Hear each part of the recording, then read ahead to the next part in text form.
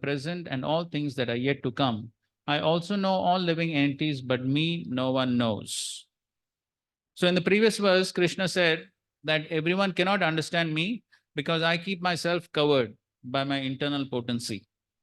And so therefore the question can be asked, okay, everyone cannot understand the Lord, but does the Lord know everything about the jivas? Yes. So here the Lord says, yes, I know everything about the jivas, past, present, future, everything I know. But me no one knows, mam tu vedana kashana. So here Srila Prabhupada explains the example of the sun and the clouds. I'm sure all of us have heard this example many times. So the external energy Maya is like the cloud. The cloud is created by the sun. So similarly, Krishna is responsible for the material energy. But at the same time, just like the sun cannot be covered by the clouds, so similarly, Krishna cannot be covered by Maya. And so therefore, Krishna knows everything about the living entities. But the living entities, they cannot know everything because unless Krishna reveals, one cannot understand. Okay. So now the next question arises. Okay, so why the jivas have come into material existence? What is the cause of their material existence? Ichha dvesha samuttena dvandva mohena bharata sarva bhutani sammoham sarge yanti parantapa. O kind of Bharata, O conqueror of the foe, all living entities are born into delusion, bewildered by dualities arisen from desire and hate. Purport? The real constitutional position of the living entity is that of subordination to the Supreme Lord, who is pure knowledge. When one is deluded into separation from this pure knowledge, he becomes controlled by the illusory energy and cannot understand the Supreme Personality of Godhead. The illusory energy is manifested in the duality of desire and hate. Due to desire and hate, the ignorant person wants to become one with the Supreme Lord and envies Krishna as the Supreme Personality of Godhead. Pure devotees who are not deluded or contaminated by desire and hate can understand that Lord Sri Krishna appears by his internal potencies, but those who are deluded by duality and essence think that Supreme Personality of Godhead is created by material energies. This is their misfortune. Such deluded persons symptomatically dwell in dualities of dishonor and honor, misery and happiness, woman and man, good and bad, pleasure and pain, etc. Thinking this is my wife, this is my house, I am the master of this house, I am the husband of this wife. These are the dualities of delusion. Those who are so deluded by dualities are completely foolish and therefore cannot understand the Supreme Personality of Godhead. Okay, so this is the cause of material existence, ichha, dvesha, desire and hate, or desire and envy. So desire to enjoy separate from the Lord, or desire to enjoy like the Lord. Krishna bhuliya jeev, bhoga vancha kare. So bhoga vancha. So because, or as Krishna, Srila Prabhupada says in his lectures, when one thinks, oh, why only Krishna is enjoyed? Why I cannot enjoy like Krishna? So the moment one thinks like that, then one is sent into this material existence to try and enjoy. So that is the ichha. So there is dvesh. So dvesh, envy towards the Supreme Lord, desire to enjoy like the Lord. So because of these two things, the jiva is sent into this material existence, and as soon as he's sent into this material existence, dvandva mohena. So he's covered over by the ahankar, and the result of the ahankar is bodily misconception. And because of the bodily misconception, then there are dualities. The dualities that, as Prabhupada has explained, so many different dualities. I'm man, I'm woman, I'm this, I'm that. So all these dualities are basically due to the material misconception, the bodily misconception, bodily misidentification. And so that is what happens in material existence, is put under this delusion, mohena of dualities. Sarva bhutani sammoham. So all the living entities are put into this delusion and sarge yanti parantapa. And as a result, they take birth in material existence. So that is the cause of material existence. Then the next question that may arise is, so how to get out of material existence? And the answer to that is the next verse. Yesham tvantagatam papam jananam punyakarmanam te dvandvamoha nirmukta bhajante mam dridhavrataha. Persons have acted piously in previous lives and in this life, and whose sinful actions are completely eradicated, are freed from the dualities of delusion, and they engage themselves in my service with determination. Purport. Those eligible for elevation to transcendental position are mentioned in this verse. For those who are sinful, atheistic, foolish, and deceitful, it is very difficult to transcend the duality of desire and hate. Only those who have passed their life in practicing the regulative principles of religion, who have acted piously, and who have conquered sinful reaction can accept devotional service and gradually rise to the pure knowledge of the Supreme Personality of Godhead. Then, gradually, they can meditate in trance on the Supreme Personality of Godhead. That is the process of being situated on the spiritual platform. This elevation is possible in Krishna consciousness in the association of pure devotees. For in the association of a great devotees, one can be delivered from delusion.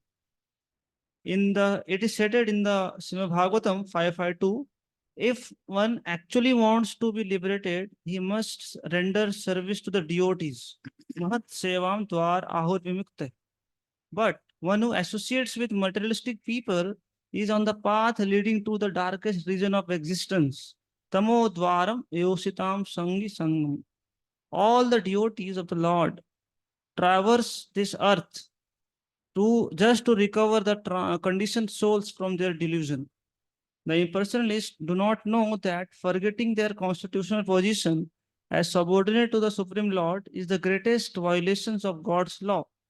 Unless one is reinstated in his own constitutional position, it is not possible to understand the Supreme Personality or to be fully engaged in his transcendental loving service with determination.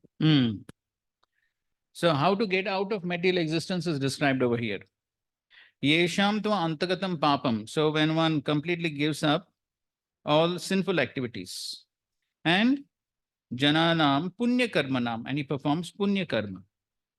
So now the question can be asked, so by performance of material punya, can one get this bhajante mam dridhavrataha?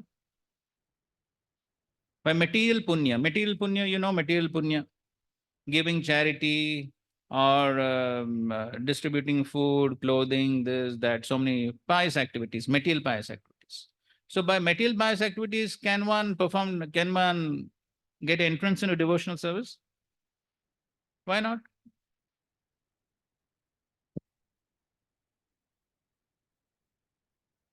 By material pious activity, they can attain, but the condition is that for that charity, the devotee should be in the disposition to accept that charity, so that they can have the bhakti unmukh sukriti, because they are doing the charity, philanthropic work. But if the devotee is the recipient, then they can get the bhakti unmukh sukriti out of that. Okay, you're saying. Okay, the question is, so can material punya lead to bhakti? As such, directly it is not possible. It's not possible. Why not? Okay.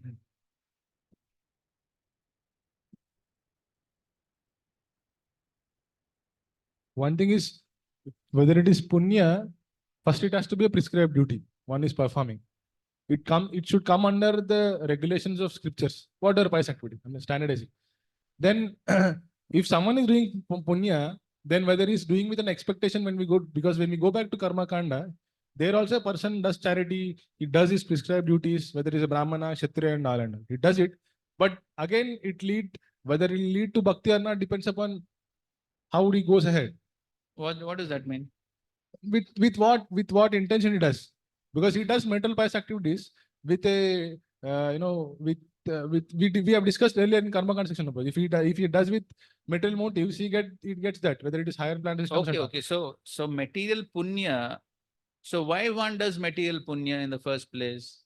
Because he wants to have better life. Just Correct. So that means material motives. Correct. material motives, yeah. Material motives. So then where is the question of motive? There is only one motive, right? That's what I'm telling. Then Ah.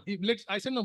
Karma Kanda mein, when we discuss about Nishkama Karma Yoga, when he comes to that platform after performing Karma Kanda, then if he comes into from Karma Kanda position, if he goes into Karma Yoga, then there may No, yeah, now you're going up. Now Ah. we're talking about material pious activities. No, Karma Kanda doesn't. We were discussing in earlier chapters. No, Karma Kanda se ho hi nahi sir. That is the question. हो ही नहीं सकता, क्यों नहीं हो सकता? Because his intention is not there. No, What intention? of doing service to the Lord or his understanding of Lord, nothing is there. Okay, that is all right. But the question is, why material punya cannot lead to bhakti? That is the question. Relax. No.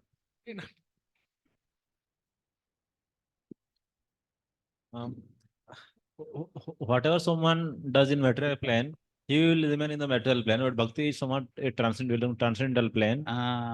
So that- something connecting to that plane should be done to get into that. Correct. That's the point. The point is, material pious activities is on the mundane material platform, and that cannot lead to bhakti, which is on the transcendental platform. So therefore, the Siddhanta is bhakti sanjayate bhakti. Only bhakti can lead to bhakti. And therefore, 1.2.6 Bhagavatam says what? Famous verse 1.2.6. Savai pumsam paro dharmo yato bhakti radokshuje ahaituki apratiyata yayatma suprasidati. So bhakti is ahaituki. So ahaituki has two meanings. One meaning is no material motives. The other meaning is no cause. Ahaituki, no hetu or no cause. Bhakti has no other cause except bhakti. There is no other cause for someone to get bhakti other than bhakti. So only when one performs an activity which is related to bhakti, that gives him bhakti unmukhi sukruti. And only by bhakti unmukhi sukruti, one can get bhakti. Otherwise, it is not possible. So, in that connection, Bhaktivinoda Thakur describes that there are three types of Agyat Sukruti. Three types of Agyat Sukruti. What are they? Bhogonmukhi Sukruti, Mokshunmukhi Sukruti, and Bhakti Unmukhi Sukruti. Bhoga Unmukhi Sukruti. Unmukhi means to follow. So by performing an activity, if more bhoga follows, more material sense enjoyment follows, that is called as bhoga unmukhi sukruti. So that refers to material pious activities. By material pious activities, one will get more bhoga, more material sense enjoyment. So that is called as bhoga unmukhi sukruti. Then moksha unmukhi sukruti means by performance of an activity, if moksha follows, then that is called as moksha unmukhi sukruti. So just like somebody does some tapasya and things like that. And by performance of an activity, if bhakti follows, that is called as bhakti unmukhi sukruti. So knowingly or unknowingly, if one performs an activity in connection to bhakti, then what he is going to get? Bhakti unmukhi sukruti. And when that bhakti unmukhi sukruti matures, then one will develop an attraction to the process of devotional service. That's how one gets bhakti. So there is no other cause of bhakti other than bhakti itself, no other cause. Now, Vishwanath Thakur also gives another explanation. So he says, material pious activities can be an indirect cause for one to develop bhakti. Indirect. How? So sometimes we see that a pious person, he likes to visit temples and religious holy places. So those who are materially pious, then they worship various devatas. They go to various temples. In India, we find somebody goes Monday one temple, Tuesday one, third. Like that they go, right? So then, in the course of doing that, they may also come to the Hare Krishna temple. There is some chance. There is some chance. And when they come to the Hare Krishna temple, then what happens? They get association of devotees. And in that association, they perform some Bhakti Unmukhi Sukriti. In that association, they get some Bhakti Unmukhi Sukriti. And because of that, their Bhakti begins.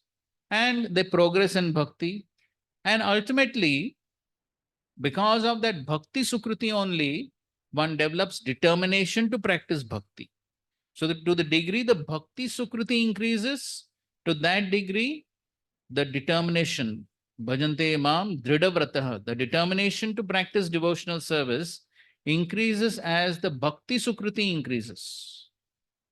And sinful activities reduce. So, therefore, Srila Prabhupada very much emphasized giving up sinful activities, because to the degree one commits sinful activities, then the determination to practice devotional service reduces. So therefore, Srila Prabhupada instituted the 4 regulative principles. So the 4 regulative principles by themselves are not principles of bhakti. But then the 4 regulative principles, of course, because they are vows we are taking before the spiritual master, then obviously they become principles of bhakti because they are instructions of the spiritual master. But objectively speaking, they are not within the 64 angas of bhakti. They're not one of the 64 principles. But why they have been made into vows before the spiritual master, especially in the current age, because without following that, then very difficult to progress in devotional service.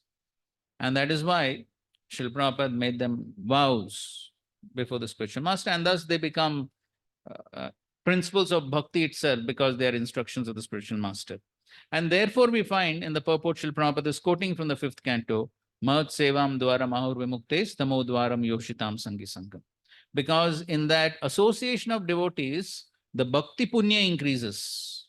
Because in the association, we perform various bhakti activities, various devotional activities we perform in the association. And that's how the bhakti sukriti increases. And also in the association, one gets inspiration, one gets encouragement to give up the impious activities or the sinful activities. And that is how one can develop that determination to practice devotional service. Another important point Srila Prabhupada is writing over here, the impersonalists do not know that forgetting their constitutional position as subordinate to the Supreme Lord is the greatest violation of God's law.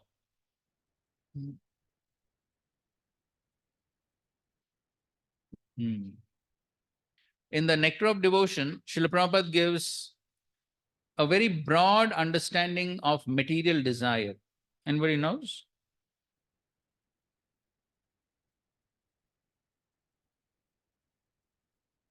So Srila Prabhupada writes that any desire that is not pleasing to Krishna is a material desire. So any desire that is displeasing to Krishna is a material desire. And so therefore, the impersonalists also, because apparently they may be performing, they may give up sinful activities. They may give up sinful activities, they may perform material pious activities, all that they may do. But because there is a fundamental flaw in their philosophy, and that is they have given up their basic constitutional position as subordinate to the Supreme Lord. So that is why, in one sense, that is the greatest sinful activity, because they are not following the Lord's law to become subordinate to Him. So therefore, Prabhupada is the greatest violation of God's law.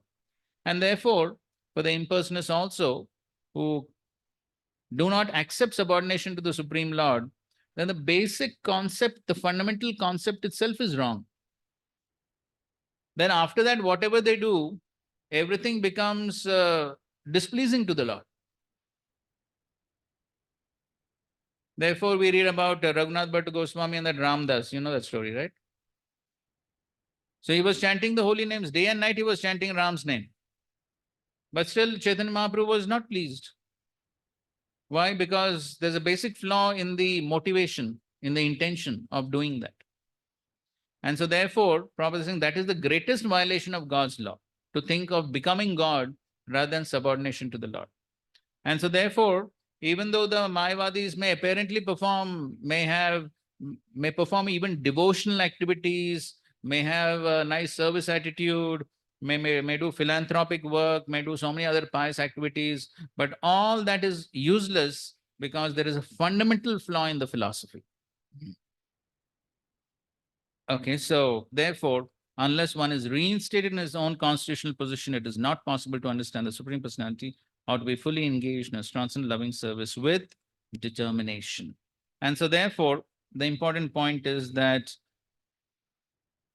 if we want our determination in devotional service to increase, then one must try to increase the bhakti punya by performing more and more devotional activities. The more we perform devotional activities will increase the bhakti punya karmana. And then our determination to practice devotional service will also increase. And therefore, we must use all possible chances and every moment and all time to increase that bhakti punya. Prabhuji, there is, like when we're discussing about the impersonal, there is a fundamental flaw in their understanding of what is their position in respect to the Lord and what is Lord's position in respect of the spiritual world and material world. Prabhuji, when we say that anyone can come to Krishna consciousness at any bhakti in general, from any stage, whether he is karma kandi, jnana kandi, any place, any stage, if he has sufficient amount of bhakti and sukriti, and then you have given example of someone who doing material pious activities may come to a temple also, then get associated with the devotees and all. So Prabhuji, it's just because there are two components to that. One is that activity of devotional service, and then is the philosophical understanding of devotional service, as I mentioned earlier. So now, because a person who is doing karma kanda yajnas or in general pious activities, they still chant the holy names of the Lord, because in course of their performance of karma kanda activities, they chant holy names of the Lord, which is a direct devotional activity, service. So, but their understanding is not right there. So it's both ways that it should have, that person who is doing for Bhakti Sukriti, that understanding and the activity should go hand in hand, or like it can go the other way around. So one is Ajnat Sukriti and one is Sukriti. So when one does an activity, when one does a devotional activity unknowingly, it is called Ajnat Sukriti. But even though it is Ajnat Sukriti, it still has effect.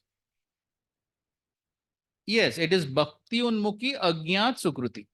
It is Ajnat because he is not knowingly performing it, but unknowingly is performing it. So like somebody just hears the Harinam, devotees are doing Harinam on the street. Now the person does not know the glory of Harinam, but still he happens to hear. So he's getting Ajnat Sukriti. So like that, when the Ajnat Sukriti matures over a period of time, then he develops an attraction to the devotional activity. And when he develops an attraction to the devotional activity, then knowingly he performs the devotional activity. So that is Bhakti Sukriti. That is direct devotional activity. That is actually Bhakti. And then that's how then knowingly he performs the devotional activities and then gradually makes progress. Knowingly here means he does it because of attraction, because you said someone hears it. So he develops an attraction to devotional activities, then he comes in the association of devotees, then he will read the books, then he will perform devotional activities, he'll understand the philosophy, and then everything takes place. So that means when he develops that attraction, then he wants to understand the philosophy, he wants to understand why to perform all these activities, and then with the proper understanding, he performs. Okay.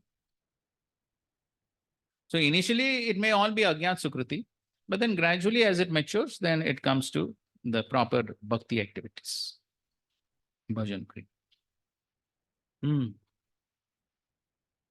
In this verse, Ichha Dvesha Samudvaya. Hmm. So there is one word like uh, what is it? Ichha and Dvesh. Hmm. So Dvesh proper translates as hatred. Hmm. So is it that they hate Krishna or what? Well, hatred in one sense means envy, basically. Hmm. So envy leads to hate only, na? Hmm. When one is envious of someone, what happens? He hates that person. He hates the person one is envious of. So in that context, because one is envious of Krishna, then he may not directly say it. Hmm. He may not directly say it, but just by being envious of someone, Hmm. then there is hatred. So basically they want to replace Krishna. Exactly. So that is what is happening in the material world, isn't it? As Prabhupada very often used the phrase, becoming the Lord of all I survey. So becoming the Lord means what? So there's competition with the Lord. Hmm. And so competition with the Lord, why? Because there's envy. I want to become the Lord. There is somebody else in that position. So there is envy. Okay. Thank you.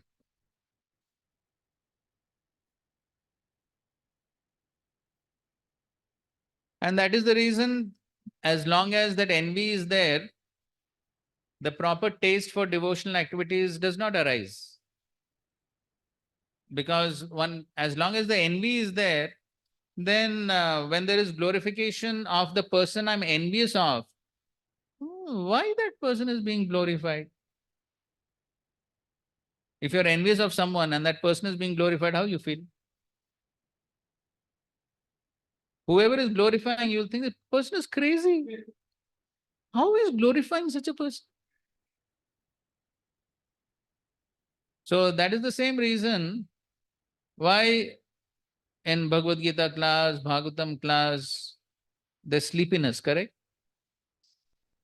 Why the sleepiness? Sleepiness indicates what? Lack of interest. Why there's a lack of interest? Because the very person I'm envious of is being glorified. So it's very difficult. And that is the reason why, as one gets purified of that envy, then the taste increases. And therefore, the other day we were discussing the symptoms of Nishtha are how much one is becoming more focused in the devotional activities of hearing, chanting, and all these activities. So, as long as the envy is there, it's very difficult to focus because it's glorification of someone I'm envious of. So, even as devotees, somebody may, oh, I'm not envious of the Supreme Lord. Huh? No, I love the Supreme Lord. No, the symptom is how much one is interested in hearing Him and glorifying Him. That is the symptom. So, to the degree one's interest in hearing, glorifying, serving increases, then that shows that the envy is reducing. That is the symptom. So I heard in Rajeshamru class that suppose you are offering flower to Lord. So if it is not done with love, then it's like a bhakti unamaka sukriti only. It's not a bhakti. So whatever we do in our here, whatever activity you are performing, if it is not done with love, then it is a sukriti only, bhakti unamaka sukriti only. So Sukruti has two types of Sukruti. There's Agnyat Sukruti and Gyat Sukruti. So Agnyat means without the proper understanding. Agyat. So when something is done without the proper knowledge, without the proper understanding, then that's all what one gets. So one gets Agnyat Sukruti. Prabhuji, we know that we have to offer with love, but that love we cannot have now. It will take some time. We know we have that knowledge. So it's not a bhakti or it is no sukriti. Okay, so then to explain this, one has to basically understand what is bhakti. So what is bhakti?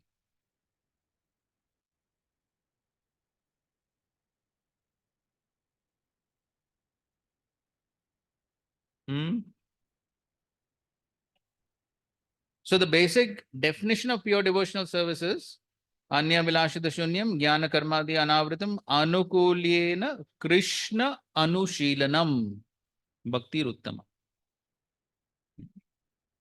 So now nectar of devotion is not yet over for you, but just to answer your question, we're getting into that. So there are three Swarup Lakshan and two Tatastha Lakshan in that definition. So when the Swarup Lakshan is there, when the Swarup Lakshan are there, then that activity is considered to be bhakti. Tatastha Lakshan may or may not be there. But the Swarup Lakshan, if the Swarup Lakshan are there, then that activity is called as bhakti. So what are the three Swarup Lakshan in the definition? The three Swarup Lakshan are, the first is for Krishna. That is the first one. Second one is Anushilanam. Anushilanam. It is a cultivation which is done continuously in accordance to the previous acharyas. And the third one is Anukulyena. It has to be done with a favorable intention. So if these three characteristics are there, then that activity is to be considered as bhakti. Okay.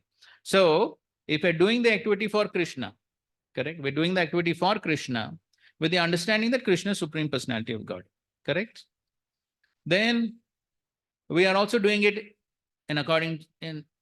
if we are doing it in accordance to the instruction of the previous acharyas, we're doing it continuously every day, it is bhakti. We are doing it with a favorable intention to please Krishna. That is also, if that is also there, then that activity is considered to be bhakti. And what are the Tatastha Lakshan? The Tatastha Lakshan are Anya Bilashita Shunyam and Jnana Karmadi Anavratam. Correct. So that means we are performing the activity, but as you said, I may not have love. So then why I don't have love?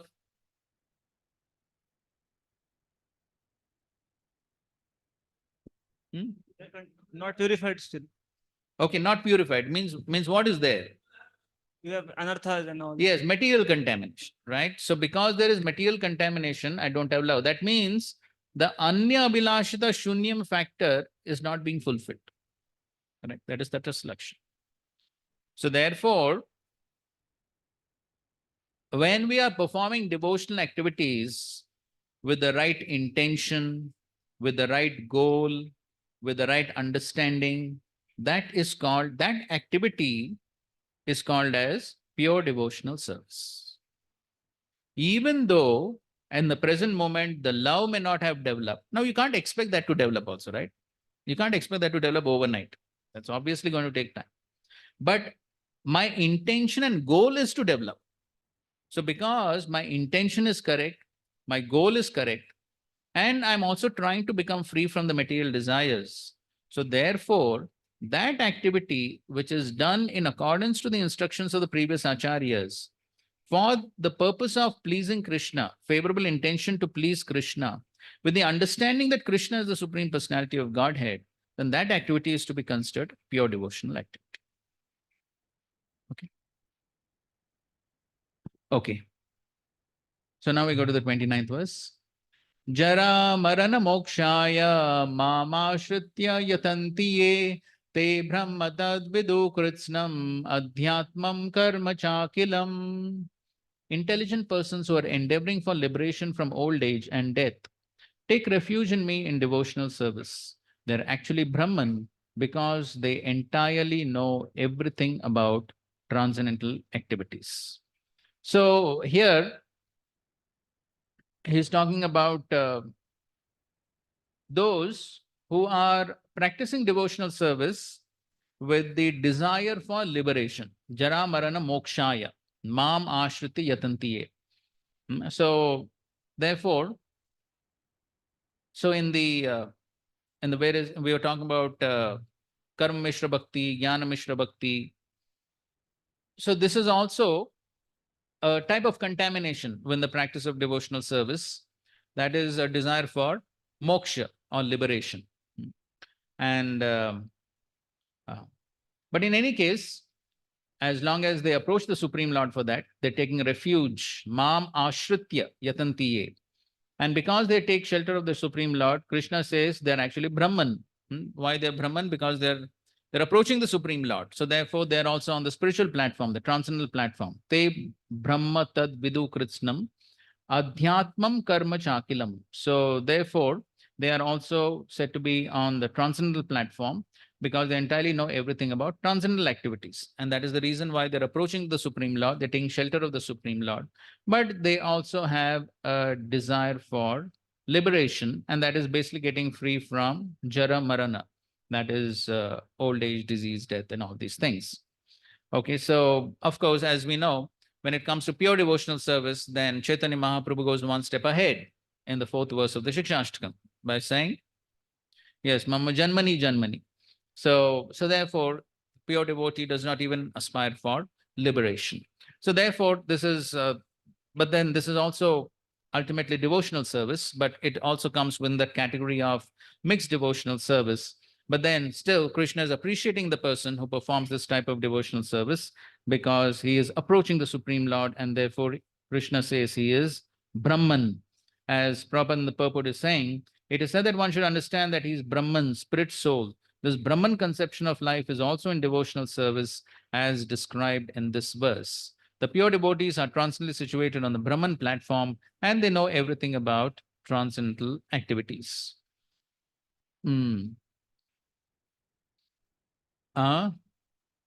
Connection between the previous verse and this verse.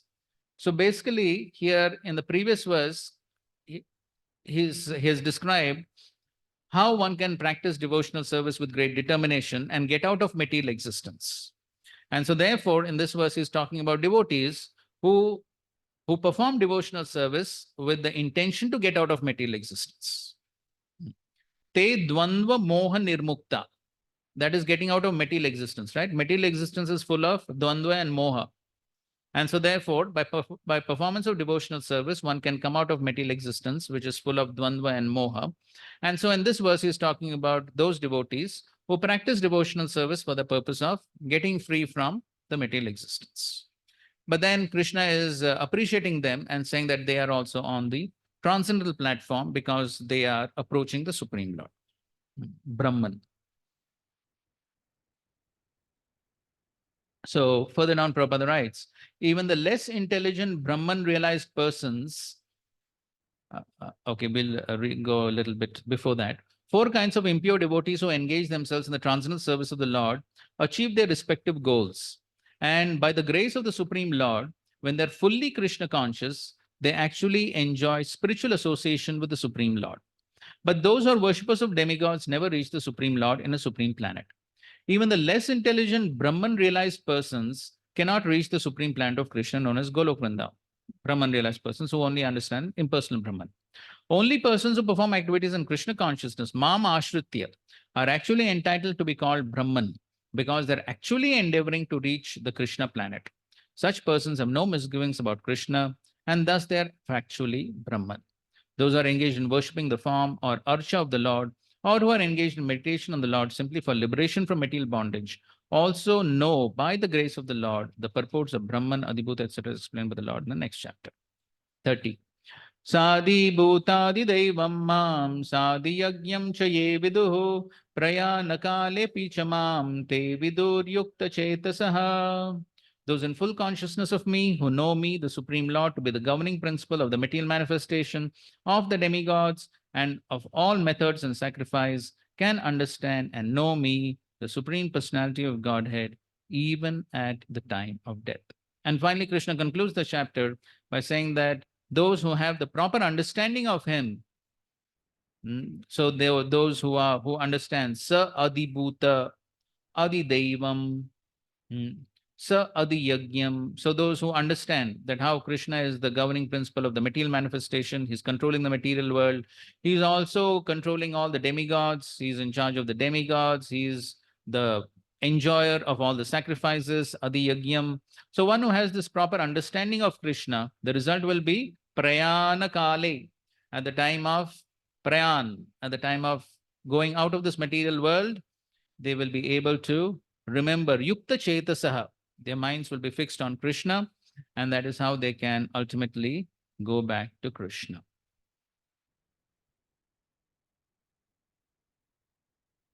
Prabhupada in the purport is essentially giving a summary of the entire 7th chapter, but somebody can read the first paragraph of the purport.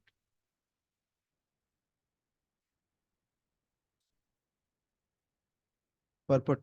Person acting in Krishna consciousness are never deviated from the path of entirely understanding the Supreme Personality of Godhead. In the transcendental association of Krishna consciousness, one can understand how the Supreme Lord is the governing principle of the material manifestation and even of the demigods. Gradually, by such transcendental association, one becomes convinced of the Supreme Personality of Godhead, and at that time of death, such a Krishna conscious person can never forget Krishna. Naturally, he is thus promoted to the planet of Supreme Lord, Golok Vrindavan. Right. So one who has that proper understanding of the Supreme Personality of Godhead, then he can remember Krishna at the time of death and promoted to Golok Vrindavan. Thus, Bhakti purports to the 7th chapter of the Srimad Bhagavad Gita in the matter of knowledge of the Absolute. Chapter 8, Attaining the Supreme. Online devotees, any questions?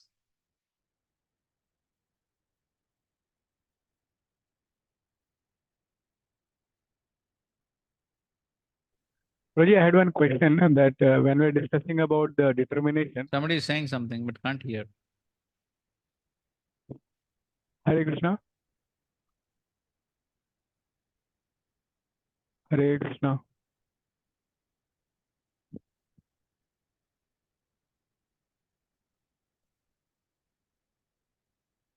Roji, am I audible?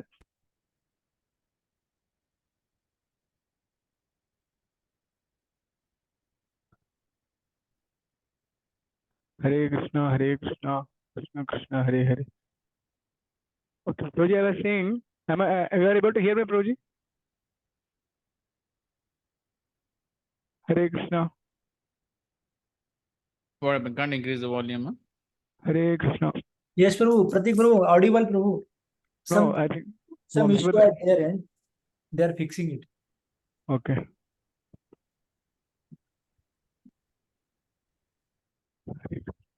Oh, tell him to type the question or something. We'll answer later.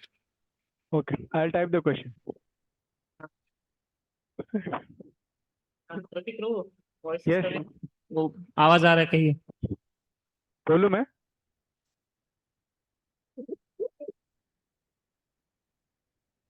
कहिए कहिए प्रभु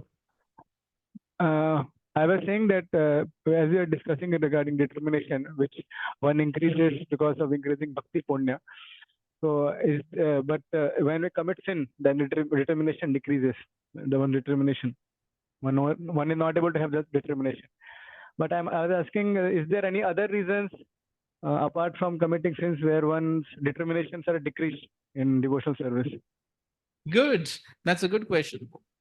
Okay, so he's asking, besides sinful activities, are there any other reasons for the determination and devotional service reducing? Okay, one is aparadhs, offenses. What else? What else? Reasons for determination to reduce in devotional service? Okay, slack practices, devotional practices. What else? Taking for granted. So what happens?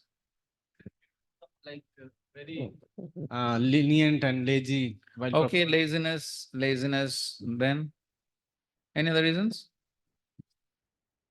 faith and parampara Prabhu Huh? faith and parampara Yes, loss of faith in parampara. Yes, not having sufficient faith in parampara. jivamsa kutinati and all those things which are mentioned Okay, those are weeds that grow along with the, of course, they also can choke up the faith and then the determination reduces. That's correct.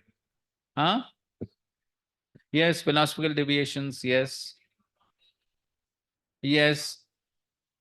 Yes. Bhavashastra. Yes. So not having sufficient faith. Mechanical practice. Huh? Mechanical practice. Mechanical practices. Yes. So many reasons could be there why the faith, the determination reduces. All right. Prabhuji, I also have one question. Okay. I'm audible, Prabhuji? Yes. Prabhuji, just like we mentioned that only bhakti can produce a bhakti. Correct. So now here, Prabhuji, we are saying that the pap karma or sinful activities, they basically reduce the bhakti unmukha sukriti. So how it is like bhakti is able to produce bhakti, but material activity like sinful activity is able to eradicate or destroy or maybe reduces the bhakti unmukha sukriti because it's transcendental. So how can it get or it so have a No, difficult? we didn't say that the sinful activities reduce bhakti unmukhi sukriti. That's not what we said. It's determination. Huh? It's determination that we mentioned. That determination. Yes, the determination to perform devotional activities that reduces. Just like Krishna says in 5th chapter. In the 5th chapter, what he says? How the Vyavasayatmika buddhi reduces? Yes. Dosha. Bhogeshwarya prasaktanam taya aparata chetasam. Vyavasayatmika buddhi samadho na vidiyate. So what happens? Bhoga Aishwarya prasaktanam, when one becomes attached to Bhoga and Aishwarya, then Taya aparita chetasam, the consciousness is taken away, or in other words, the consciousness is diverted. So as it is said, you cannot be attached to two things at the same time. So one has to give up attachment to one thing. So therefore, if our attachment is for many things, then Vyavasayatmika buddhi, the one-pointed attention, determination to practice devotional service will not arise because one's determination is divided, one's attraction is divided, one's love is divided. So because it's divided, then it cannot be focused. So that is how, if one is performing sinful activities, then obviously one's attraction to material activities increases. And the more one performs material activities, one becomes attached to them. Dhyaito vishyan pumsa sangaste shubhajayate sangat sanjayate. So all that happens. Then because of all that, then obviously one's attachment to Krishna reduces because something else is taking away the attachment. Okay. So Prabhuji, like so whatever Sukruti has generated, it will be untouched, even though he's That is the Neha Bikram Nashasti Pratyavad. okay. Okay. Thank you. Thank you. Hare Krishna. Okay, fine. So now we go ahead to you have a question. Okay. Just want to understand those who are worshipping demigods. So, is there any chance without coming in contact with devotees, they will get bhakti? Because demigod itself, they are mixed devotees. So, they know demigods, they are aware, Supreme Lord. But those who are worshipping demigods, they are not aware about that truth. So, is there any chance just by worshipping demigods, they will get bhakti? Yeah, so in the case of Lord Shiva, it is mentioned that those are worshippers of Lord Shiva. So sometimes Lord Shiva can direct them to a devotee. Example? Yes, so you know the story of the worshipper of Lord Shiva who was directed by Lord Shiva to Sanatan Goswami when he wanted to get the best thing. So Lord Shiva directed him to Sanatan Goswami, and of course he got the best thing. And the other example in the Bhagavatam is, yes, the Prachetas.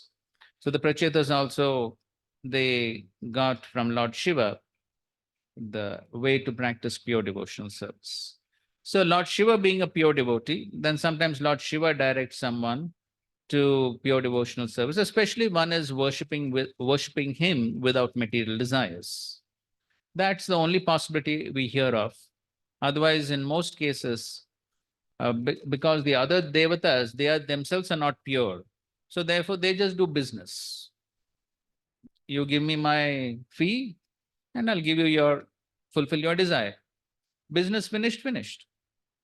So only in the case of worship of Lord Shiva, because he himself is a Vaishnava, so then this possibility is there.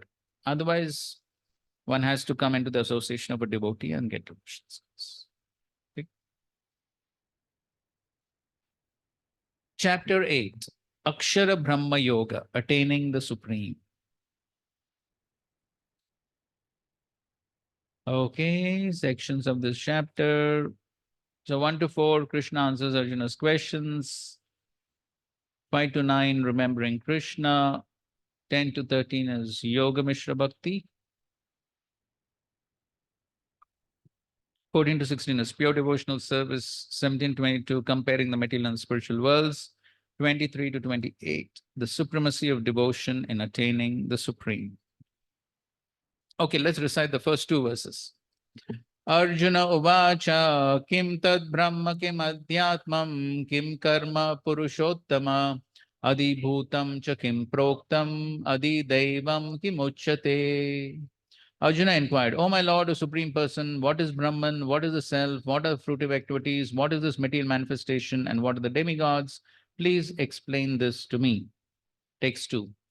Adi yajna katam koatra dehesmin madhusudana prayanakale cha katam neyosi niyatatmabi. Who is the Lord of sacrifice and how does he live in the body, O Madhusudan? And how can those engaged in devotional service know you at the time of death? So in these two verses, Arjuna is asking some questions. So till now, Arjuna was silently listening. Why all of a sudden he got so many questions? Right. So in the last two verses, there were some Sanskrit terms, and Arjuna is not a Sanskrit scholar, nor did he have Bhaktivedanta purports. Right. So therefore, he could not get the real meaning of those Sanskrit words like Brahma. So in the 29th verse, words are used: Brahma, Adhyatma, Karma. And in the 30th verse, Adi Bhuta, Adi Yajna, Adi Devam, Prayana Kale. So all these words have been used. And so therefore, Arjuna is seeking a clarification of these words. So total in these two verses, how many questions are there? How many questions Arjuna is asking?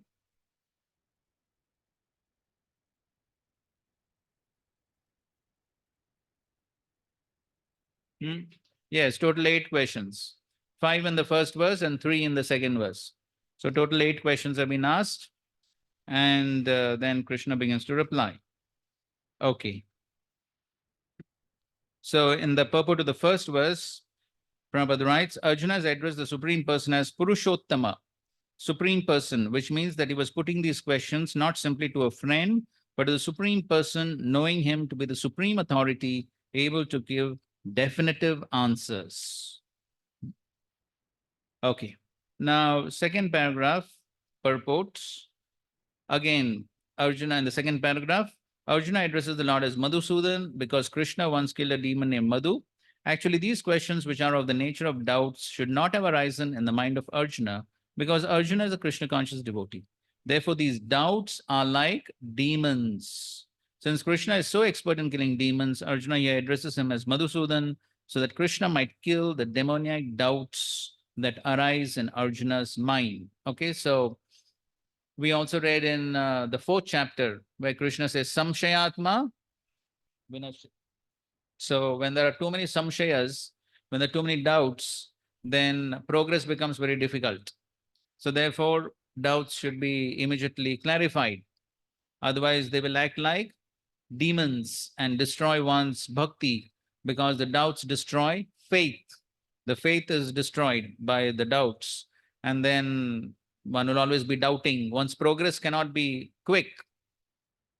So we often give that example of a person who's driving. If he does not know the way, if he's doubtful, then he will drive very slowly because he's not very sure about the way. So similarly, if one has doubts on the path of devotional service, then one's progress will be slow. And therefore, one's progress in devotional service essentially is a progress of faith. As we know, the classification of Kanishta, Madhyam, and Uttam is essentially based on faith. So as one progresses, the faith increases. And when faith increases, then one performs the same devotional activities with great determination, with great conviction, with great love. So the quality of devotional activities increases to the degree the faith increases. So when the faith is not there, then one has doubts. Oh, should I do this? Should I not do this? So then when there are doubts, one's progress becomes very slow. And so therefore, anything that that reduces faith, that should be given up. Pratikulyasya varjanam. And so therefore, to the degree one associates with those who have faith, the faith increases. That is the single most powerful factor to increase the faith, and that is association. And that is how we see the initial devotees who joined Srila Prabhupada, even though practically they did not know anything about Krishna, they never even heard of Krishna, but still, in fact, Shyamsundar Prabhu writes in his book that when they were hearing from Srila Prabhupada, though they never knew who is Krishna, what is he, where is he, they didn't know anything, but at least they understood one thing, that this Swamiji likes Krishna. That much they understood. So that was the power of association. So therefore they thought, if this Swamiji loves Krishna, then definitely Krishna must be a good person. So that is how their faith in Krishna increased. Okay. Now the next part of the purport, we will discuss it subsequently. Now, in the third and the fourth verses, Krishna answers the first 7 questions. 7 questions are answered in the third and the fourth verse. Okay. So 3 questions are answered in the third verse, and 4 questions are answered in the fourth verse. All right. Let's recite the third verse. Shri Bhagavan Uvacha Aksharam Brahma Paramam Swabhavo Adhyatma Muchyate Bhuta Bhavodbhavakaro Visarga Karma Sanyitaha. The Supreme Personality of Godhead said, the indestructible transcendental living entity is called Brahman, and his eternal nature is called Adhyatma, the self. Action pertaining to the development of the material bodies of the living entities is called karma, or fruitive activities. Please read the first paragraph. Brahman is indestructible and eternally existing, and its constitution is not changed at any time. But beyond Brahman, there is a Parabrahman. Brahman refers to the living entity, and Parabrahman refers to the Supreme Personality of Godhead. The constitutional position of the living entity is different from the position he takes in the material world. In material consciousness, his nature is to try to be the Lord of matter. But in spiritual consciousness, Krishna consciousness, his position is to serve the Supreme. When the living entity is in material consciousness, he has to take on various bodies in the material world. That is called karma, or varied creation by the force of material consciousness. So here 3 questions are being answered. Which are they? What is Brahma? Then what is Adhyatma? And what is Karma? So these 3 questions are being answered. So what is Brahman? Then Krishna says, Aksharam Brahma Paramam. So Aksharam, Kshara, Akshara. Akshara means that which is indestructible or infallible. So that is called Brahman. So of course there is Brahman and there is Parabrahman. So Brahman refers to the Jivatma, the spirit soul, and Parabrahman refers to the Supreme Lord. So that is the answer to the first question. What is Brahman? The second is, what is Adhyatma?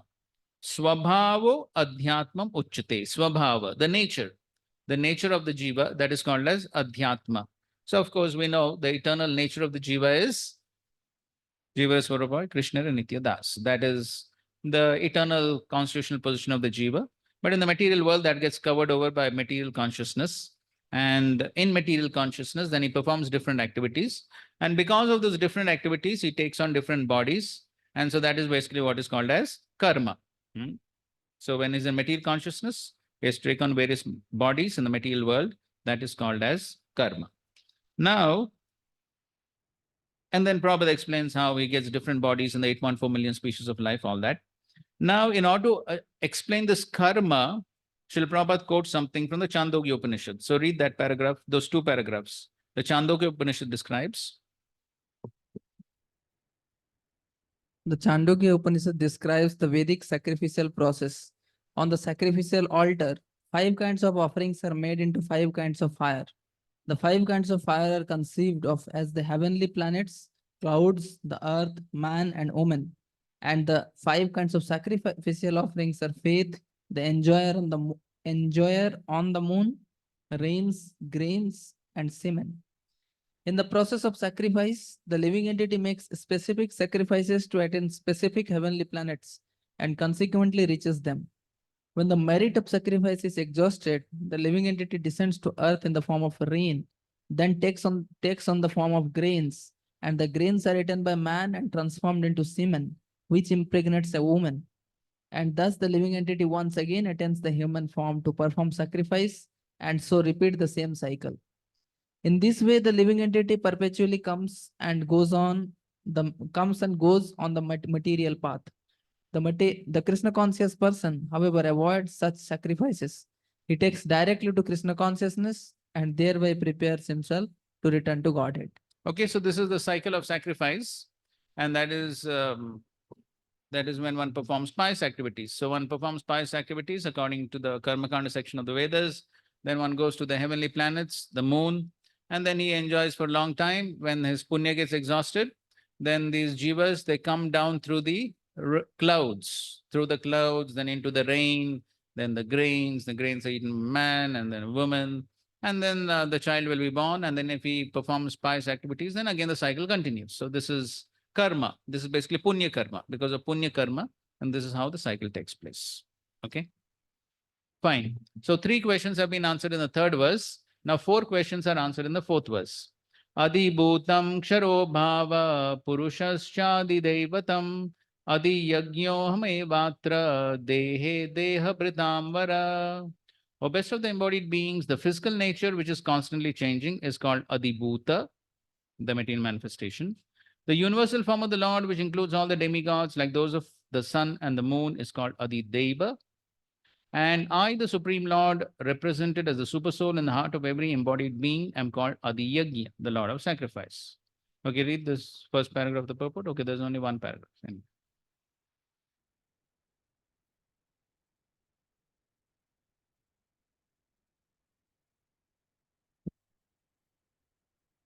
वो based of हो गया translation हो गया purport. purport, the physical nature is constantly changing. Material bodies generally pass through 6 stages. They are born, they grow, they remain for some duration, they produce some byproducts, they dwindle, and then they vanish. This physical nature is called Adibhuta. Okay, so this is Adibhuta. Adibhutam ksharo bhava. So this is kshara. Kshara means that which is fallible or constantly changing. So the 6 changes, anything that's material goes through the 6 changes. That is called as Adibhuta. Okay, next. It is created at a certain point and will be annihilated at a certain point. The conception of the universal form of the Supreme Lord, which includes all the demigods and their different planets, is called Adidaivat. Okay, so Adidevata means the universal form, the Virat Roop, which includes all the devatas and everything in the universe. That is Adidevata. Okay. And present in the body along with the individual soul is a super soul, a plenary representation of Lord Krishna. The super soul is called the Paramatma or Adhiyajna and is situated in a heart. Okay, so the super soul is called as Adi Yajna. So because he is the beneficiary of all the yajnas, okay, Shirodaksha Vishnu. So therefore he is called as Adi Yajna. And the 4th question is, where is he situated? He is situated in the heart. So that's how 4 questions are answered here. Okay. The word Eva is particularly important in the context of this verse because by this word, the Lord traces that the Paramatma is not different from him. The super soul, this supreme personality of Godhead seated beside the individual soul, is a witness of individual soul's activity and is the source of soul's various types of consciousness. The super soul gives the individual soul an opportunity to act freely and witnesses his activities. The functions of all these different manifestations of the Supreme Lord automatically become clarified for the pure Krishna consciousness devotee engaged in a transcendental service to the Lord. The gigantic universal form of the Lord called Adhidaivat is completed by Contemplated. contemplated by the neophyte who cannot approach the Supreme Lord in his manifestation as a super soul.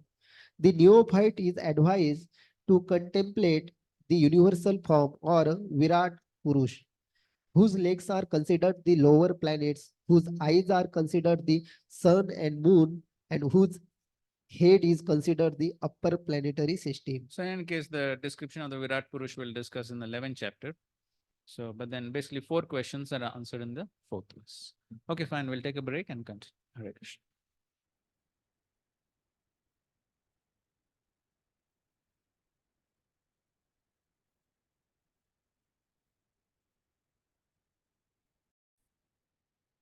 So now, so now the Lord begins to answer the last question of Arjuna, Prayana Kale Chakatam. Prayana Kale Chakatam. So, how can those engaged in devotional service know you at the time of death? So that is answering in 2 verses, the 5th and the 6th one.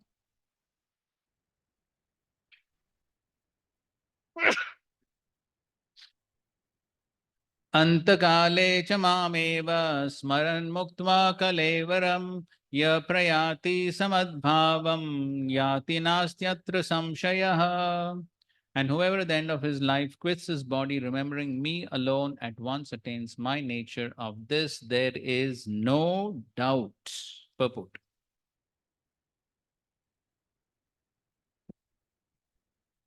In this verse, the importance of Krishna consciousness is stressed. Anyone who quits his body in Krishna consciousness is at once transferred to the transcendental nature of the Supreme Lord. The Supreme Lord is the purest of the pure. Therefore, anyone who is constantly Krishna conscious is also the purest of the pure. The word smaran is important. Remembrance of Krishna is not possible for the impure soul who has not practiced Krishna consciousness in devotional service. Therefore, one should practice Krishna consciousness from the very beginning of life. If one wants to achieve success at the end of his life, the process of remembering Krishna is essential. Therefore, one should constantly, incessantly chant the Maha Mantra, Hare Krishna, Krishna Krishna, Hare Hare, Hare Ram, Ram, Hare Hare. Lord Chaitanya has advised that one be as tolerant as a tree. Taror iva sahishuna. There may be so many impediments for a person who is chanting Hare Krishna. Nonetheless, tolerating all these impediments, one should continue to chant Hare Krishna, Krishna Krishna, Hare Hare, Hare Ram, Ram Hare.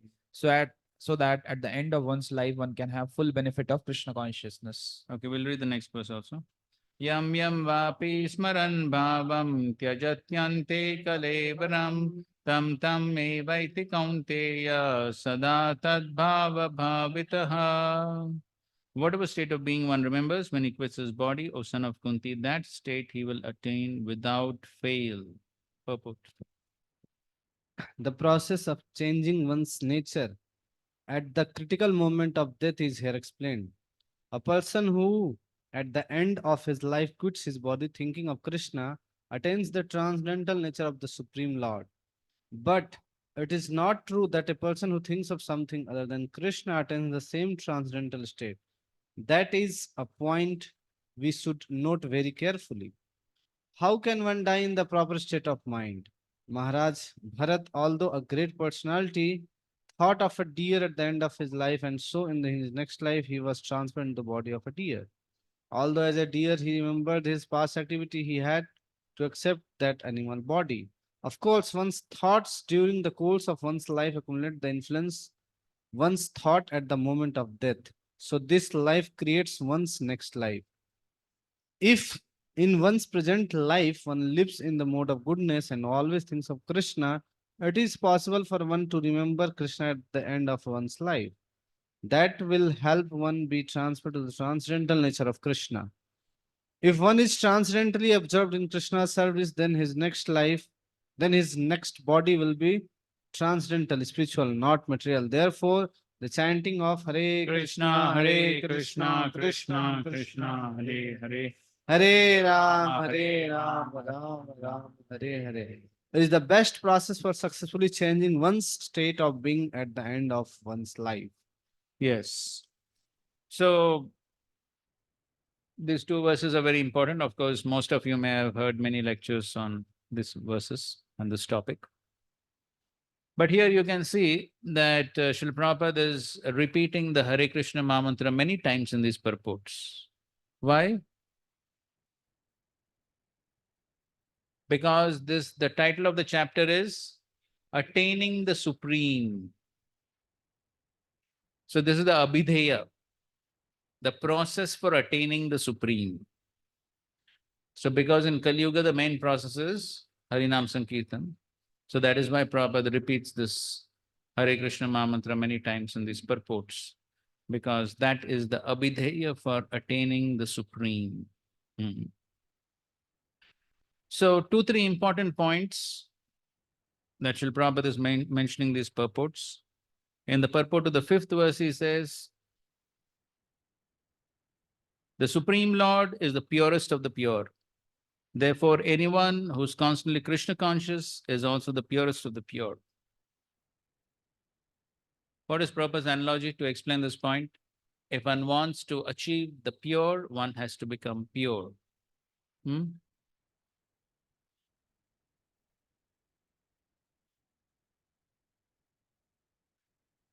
Correct. If one wants to enter fire, one should become fiery. So similarly, if one wants to achieve the supreme pure, one has to become pure. So therefore, whatever is required to become pure, one should do that if one is interested in achieving the supreme. So that's what yesham tvantagatam papam jananam punya karmanam. So if the papam is there, then one cannot be pure. So therefore, one has to give up the sinful activities, perform devotional activities, punya karmanam, so that one becomes pure. So the entire purpose of human life is, in one sense, purification. Tapo divyam putraka yena sattvam shuddhyet yasmad brahma saukyam tvanantam. So the purpose of human life is to become purified of all the material contamination. And so therefore, whatever is required to become purified, one needs to do that. And of course, the basic process to become purified is Krishna consciousness. And so if one wants to achieve success at the end of his life, if one wants to achieve success, one does not want that, is another. But if one wants to achieve success at the end of his life, the process of remembering Krishna is essential. And therefore, one should constantly, incessantly chant. Constantly, incessantly. Because that is the way to get purified. That is the way to have association of Krishna. And so that is what is essential. In the 6th verse, an important point Prabhupada is writing is, of course, one's thoughts during the course of one's life accumulate to influence one's thoughts at the moment of death. So this life creates one's next life. So throughout the life, so many thoughts accumulate. And then at the last moment, what thought will come? Who knows? But then all those thoughts throughout one's life influence one's thoughts at the last moment. So throughout one's life, not only this life, previous lives, everything is stored. So if you want to read more on this topic, you can read the 29th chapter of the 4th canto, where Narad Muni is beautifully describing to King Prachin Bharishat the nature of the subtle body and the importance of transforming the subtle body. I think so we have put a few quotes, at least one quote from there, I think so I put over here. We'll read that. But the important point is that the principle is subtle creates gross. That is the principle. Even in creation, that's how it happens, right? In the process of creation. First, there is ahankar, the most subtle, and then it becomes more and more gross. So subtle creates gross. So similarly, what is in the subtle body influences the next gross body. And therefore, Krishna consciousness, it is not just the work that is important. It is the consciousness, how we transform the subtle body that's important. Because that is what is going to create the next gross body. Okay, let's read something. Wait. Read this. Now, you can take that up.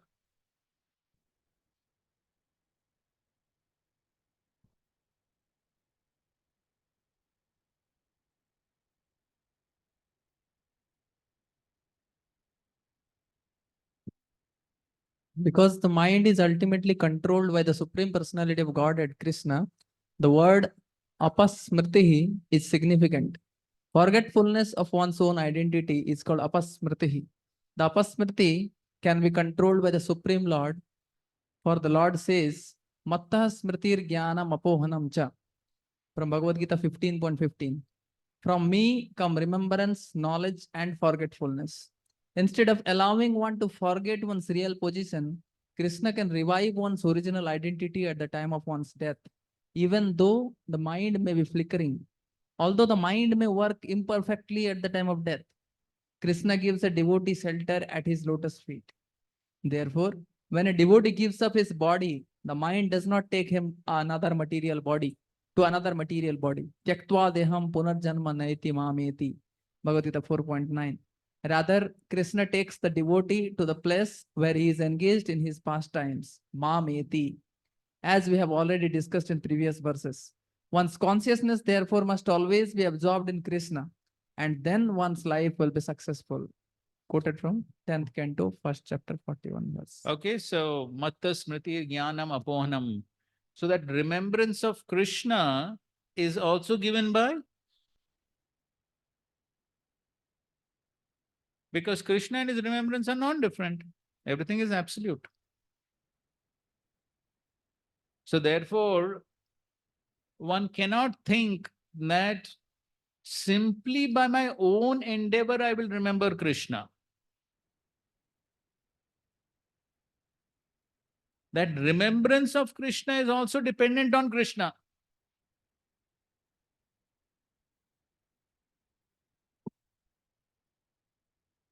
See how much we are dependent.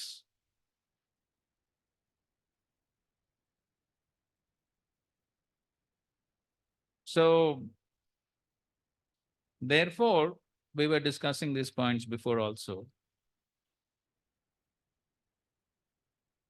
Therefore, we in the Ishopanishad also, the last two mantras, we find the devotees praying to the Lord, please do not forget me and all the wonderful activities I've done.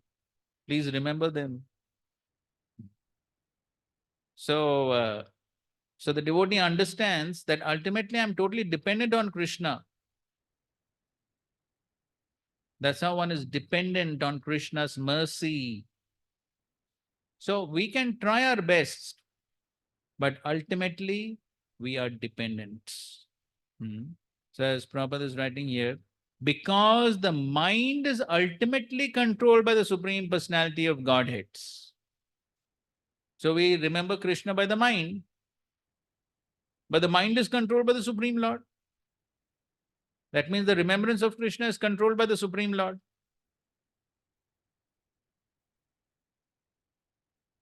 So sometimes devotees think, oh, if I go to Vrindavan and I stay in Vrindavan, then definitely I will remember Krishna. No, it is not so easy.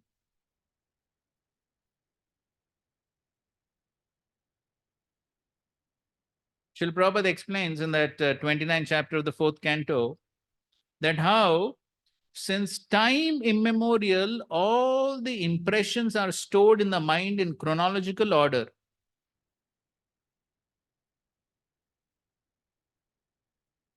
Just see the capacity of the mind. Because the mind is not gross, it's subtle. See, something gross has limitation, correct? You have this hard drive.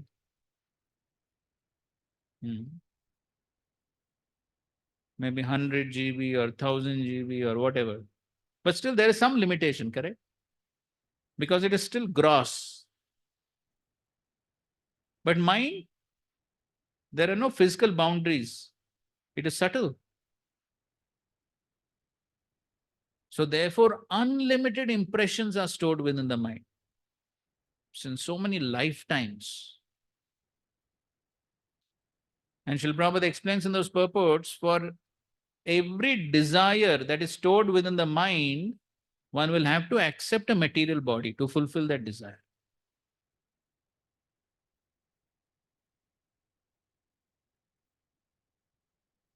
But then he explains that sometimes, by the causeless mercy of the Lord, sometimes those material desires are fulfilled in dreams for a devotee. And then one will not have to accept another gross material body to fulfill that desire. This is causeless mercy of the Lord. Otherwise, so many desires, so many impressions, how many bodies one will have to take, there is no limit to this.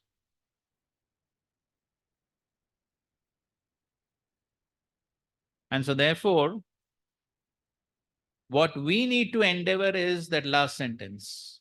One's consciousness, therefore, must always be absorbed in Krishna, and then one's life will be successful.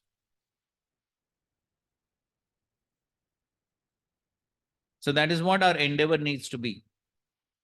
How to be absorbed in Krishna, how to be absorbed in pleasing Krishna, how to attract Krishna's mercy. That is what one's entire absorption needs to be in.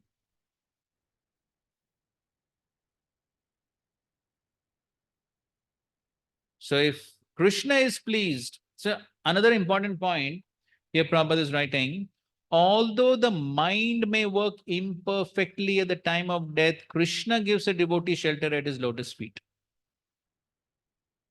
So at the time of death, what is the condition of the mind? Very precarious situation. So at that time, it is not possible to remember Krishna by our own endeavors. Very difficult. So therefore, he says, instead of allowing one to forget one's real position, Krishna can revive one's original identity at the time of one's death, even though the mind may be flickering. Krishna can revive. Therefore, we were reading yesterday also, Srila Prabhupada says, the path of bhakti is the path of grace, mercy. This point we have to understand very clearly. We are dependent on the mercy of the Lord. And therefore, our entire endeavor should be how to attract that mercy. But if one thinks I can do things on my own endeavor, it doesn't work that way. Then it's very difficult, practically impossible. By our own endeavor, what we can do? The mind is subtle. The mind has so many impurities, impressions. What our endeavor can do? We all have sufficient experience during chanting, correct? What our endeavor can do?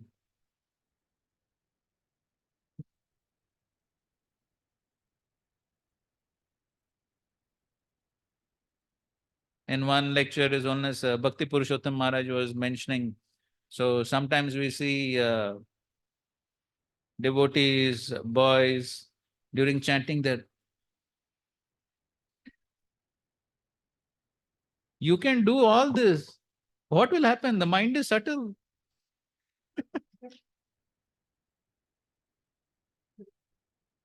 Huh?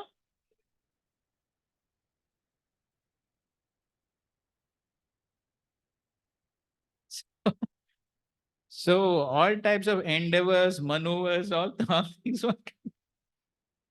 But the mind is not something you can catch like this. You can't hold. Very difficult.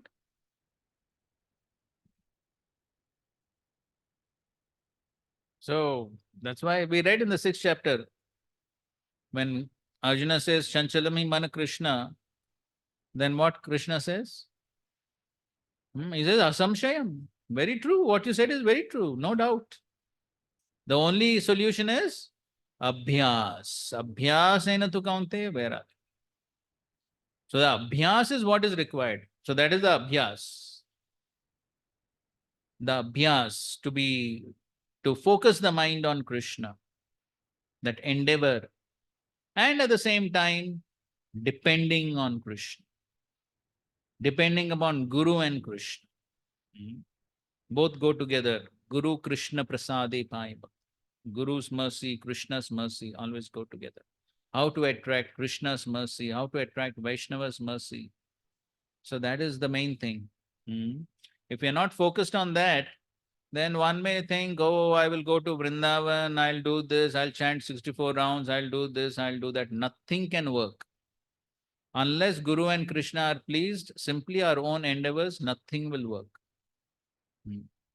So I'm sure many of you know that Prabhupada disciple who wanted to chant 64 rounds in Mayapur, against the instructions of Srila Prabhupada, landed up at a petrol station. That is what happens. So if I think by my own endeavor, I'll do this, I'll do that, and I'll remember Krishna. Yasya prasadat bhagavad prasad. So one has to understand this principle, that Krishna is pleased when the Guru is pleased, and then when Krishna is pleased, then Krishna will give his remembrance. Then it is possible. Otherwise, on our own, it is not possible. That's what you can see Prabhupada is very clearly explaining here.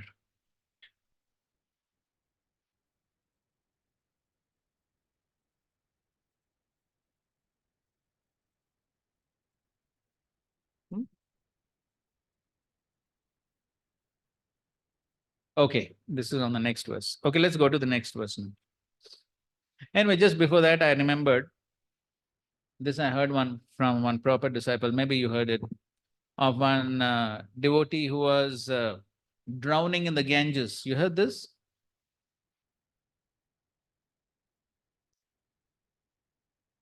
Huh? So this Purnachand Maharaj had told us. So this, so many years back, so there was this devotee who was drowning in the Ganges, and somehow they saved him. And so then when he was revived, so then the devotees were asking him. So he fell unconscious in the water. So then devotees were asking him, so what was the last thought that came before everything blanked out?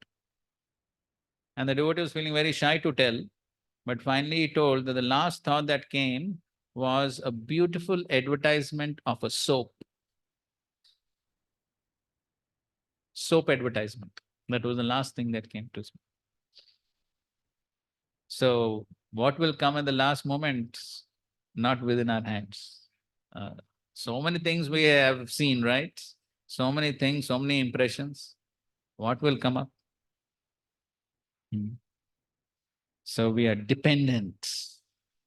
Okay, 7th one. What?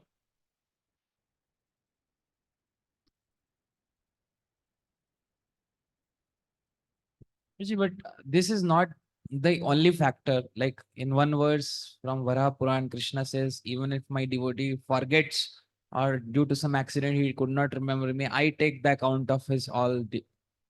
And other than that, there is karma factor. Then, or so like when we speak this verse, we oftentimes become too much fanatical. This is the only factor. So if you can give some explanation. So what is the only factor? So there can be, it's not the only factor. There can be many What other. is the only factor? Means if somebody remembers Krishna at the time of death, he'll only go to Krishna Lok. Means there are many devotees like who may not be able to remember Krishna. How do you know? You're Like somebody no, dies. wait. You have made a statement. There are many devotees Huh. who do not remember Krishna. How do you know? Like somebody dies in coma. Okay. So in coma, he is not at all conscious, only what he will remember. What is your proof that in that comatose situation, he didn't remember Krishna? What is your proof? But he's conscious, right? Comatose condition means he's still conscious, he's not dead. Yes. He's still conscious, though level of consciousness is low, but still he's conscious. Yes. So he's still conscious means what? The subtle body is still working. yes. He's not dead. So what is your proof that the comatose person cannot remember Krishna? No problem.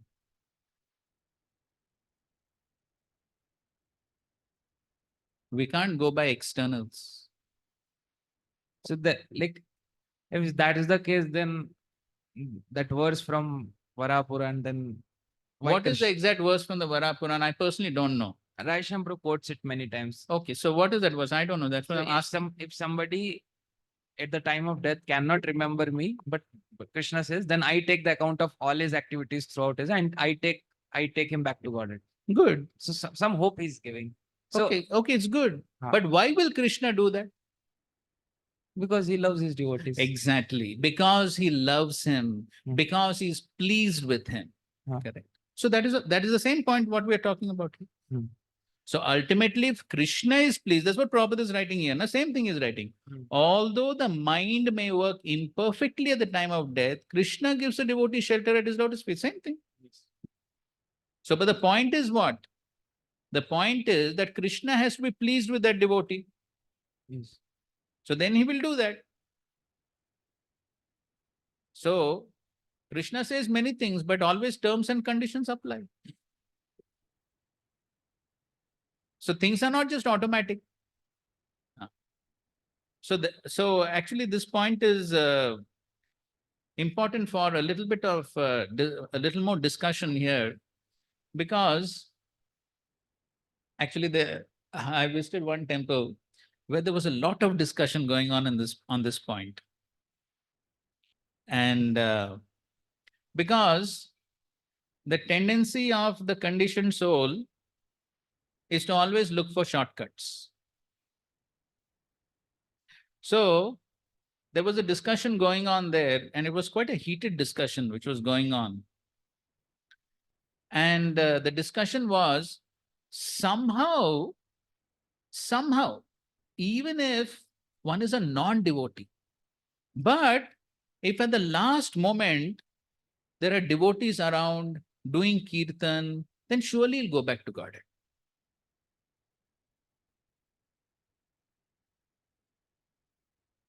And others were saying, no, it can't be like that. If he's a non-devotee, if he has not practiced Krishna consciousness, then just because there is kirtan, will he be able to remember Krishna? So there was this sort of debate going on.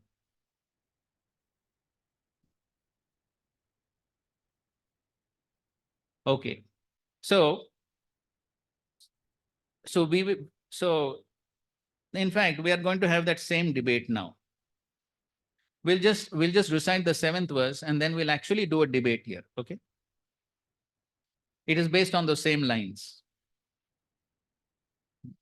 7th verse.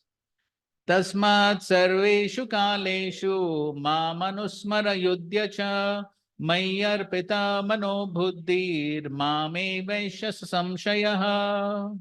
Therefore, Arjuna, you should always think of me in the form of Krishna, and at the same time carry out your prescribed duty of fighting.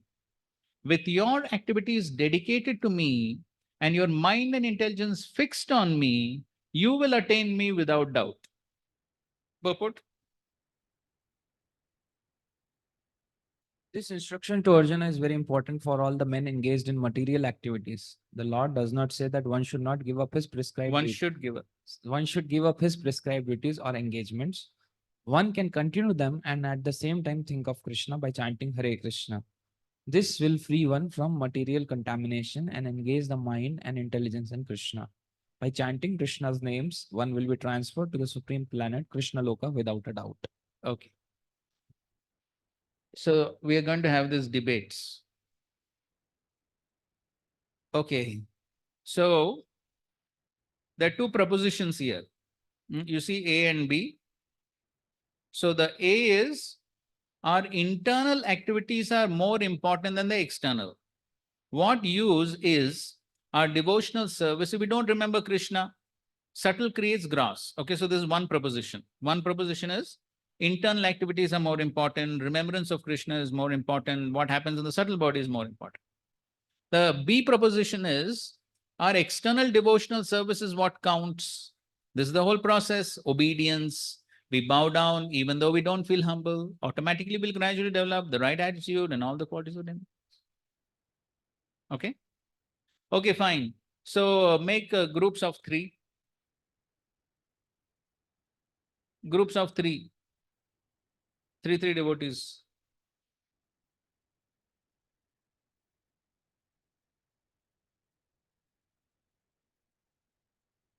ठीक है, it's exact. थोड़ा उस side जाओ. Prabhu, you'll have to come a little bit ahead.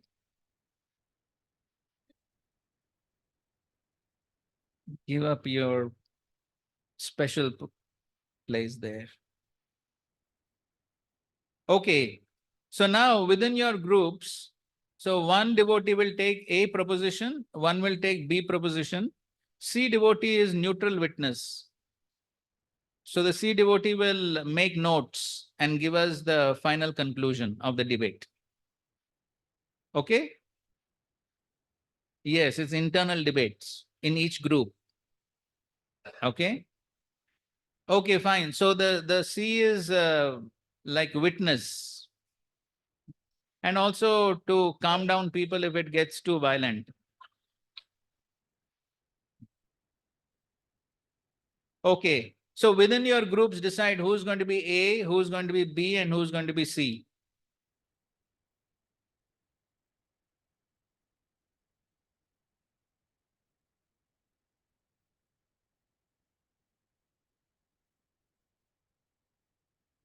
आप लोगों का हो गया? जल्दी डिसाइड करो.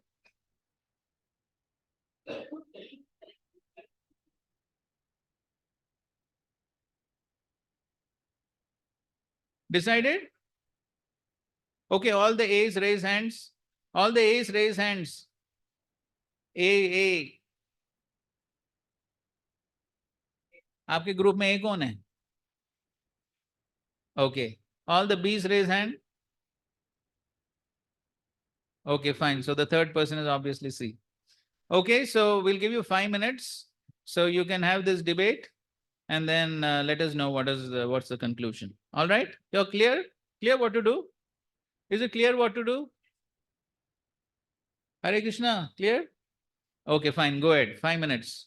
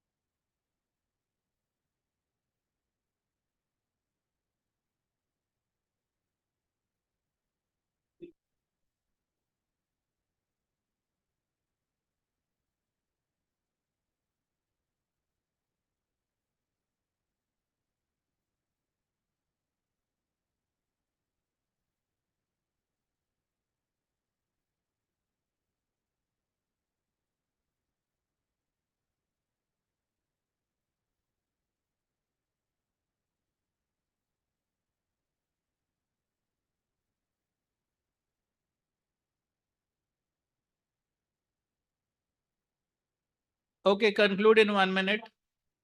1 minute more.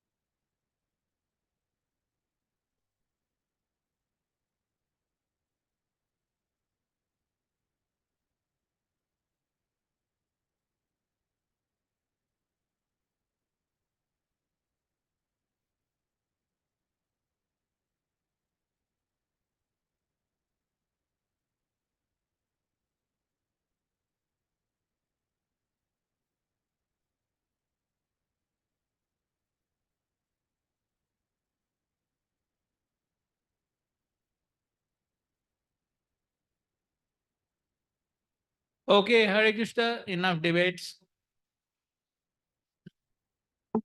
Otherwise, this debate will never end. Hare Krishna, Krishna Krishna, Hare Hare, Hare Ram, Ram Ram. सब झगड़ा बंद करो.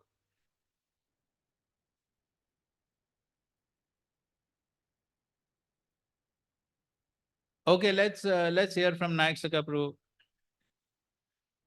Seems to be making some detailed notes on the laptop.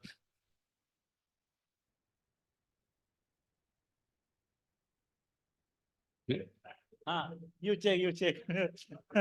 हाँ बोलो. So this is our A devotee, B devotee. So what is your after hearing both of them, what is your conclusion? My conclusion is that On the basis of what they say. on the basis of the Hmm. based on A, as per the Prabhuji said, he gave many points like internal feeling is important because we can see in case of Parikshit Maharaj or the Kari also, even though they did the devotional service for less time, Parikshit heard the Bhagavatam for 7 days, but they went back to Godhead. So what is important is internal feelings. As in case of Jada Bharat also we see, which completely unconscious about the external activity being absorbed in Krishna consciousness inside. Okay. So taking the Prabhuji's point that if someone don't have the internal feelings, that he should start from external, so that gradually he should develop. So we cannot make zero the external activity. So it's good to start from the external activity that to gradually internalize that feelings. Then one can gradually develop that feelings. So because just like if there is a beggar, he don't beg, he cannot get the money. Hmm. So at least he should beg, he should pray to the Lord. So that external activity is important to drag the mercy of the Lord towards oneself. Okay, fine. So initially external is more important and gradually internalize and to attract them. Okay, good. Thank you very much. Haribo. Okay, here.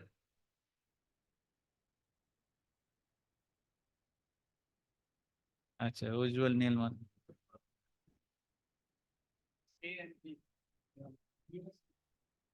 Bolo.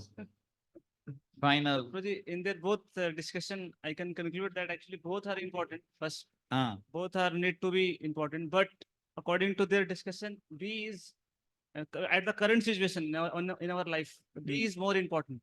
Acha. Current. Why? As he emphasized more. So first, his point was, if you do externally without any consciousness, then there is no result.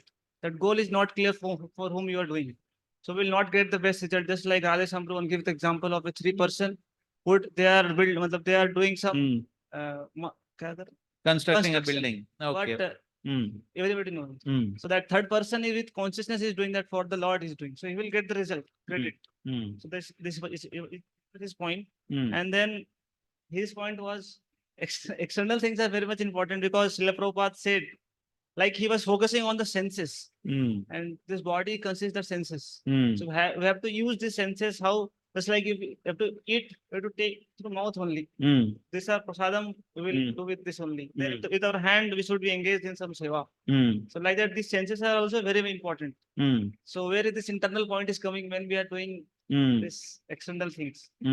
But then he was arguing with this, like that if some boy is in love with some girl, so that when his love is there, then only he will act. But his point was that how that love came, because he has seen that beautiful girl. That so similarly, so we like Srila Prabhupada also said, he was giving the example. If you're not feeling to pay the obeisances, do that externally, then you will do. Okay. So like that, externally current is important. Okay, so again, similar point that initially external is more important than gradually internal. Okay, fine. Thank you. Haribo.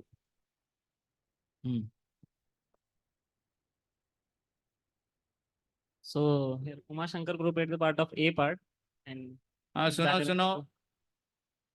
played the part of B devotee. So here, as initially it was said that Prabhuji mentioned the point that internal state leads to external, as the gross subtle leads to gross. But again, We forgot about these internal people here.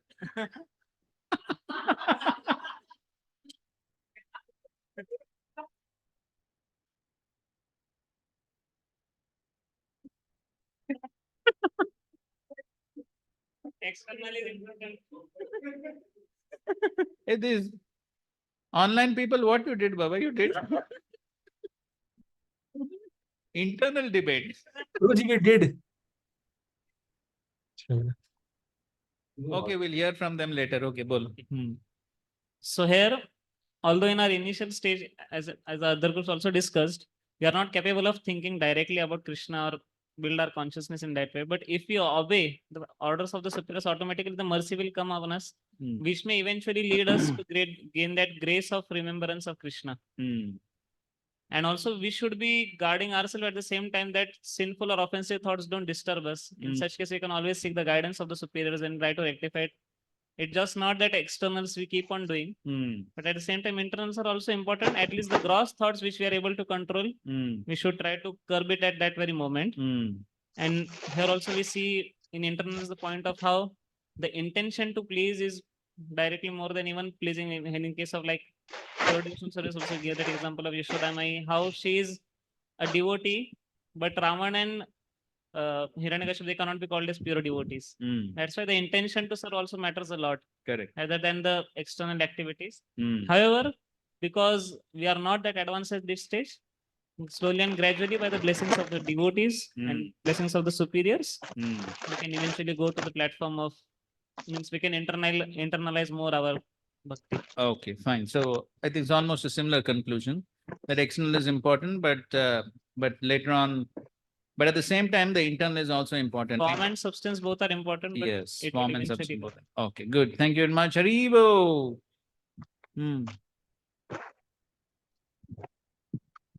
So, based on the discussion, the Sadhu Sangh Chaitanya Prabhu was on B side and Prabhu was on A side. Acha. Seems, A side was more heavy. Obviously. So the main argument was that we are in Brahmacharya ashram. So we cannot stay externally always in Brahmacharya ashram. What? So we have heard. What do you mean? We cannot always externally. Externally, one may pose himself to be a brahmachari, but how long can he pose? So one has to have this internal transformation. And we have heard first lot of spiritual inputs from senior devotees, and that's why we are here. So it's like when our internal heart is changed, then we are here. It's not that one day somebody came and called us to Brahmacharya ashram, oh, come here. And second point was that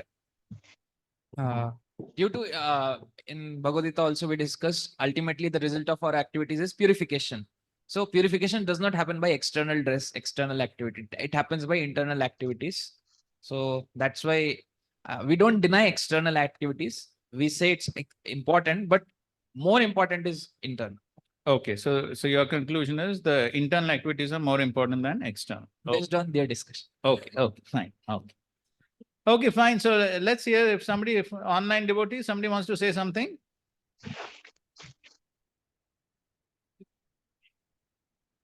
Online devotee, somebody wants to say something, or everybody peacefully fine. Hare Krishna. Somebody is saying something. Audible, Prabhuji? Hare Krishna, Prabhuji, is it audible? Yes. Prabhuji, the same point, because the internal is the most important thing, but it cannot get manifested overnight. So first we should start with external, and then slowly should develop the internal activities. Okay, so similar point. Okay, first external, then gradually internalize. Okay. Anybody else? Hare Krishna, Prabhuji. Hare Krishna.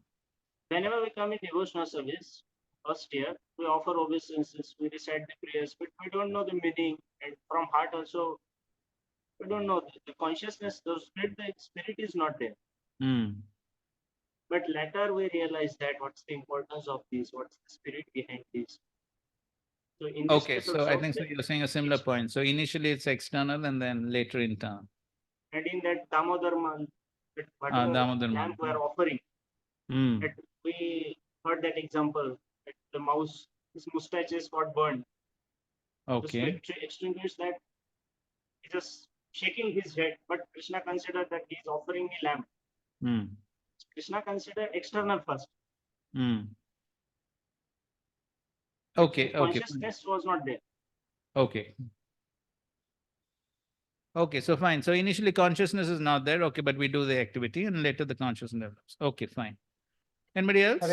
Hare Krishna, Prabhuji. Huh.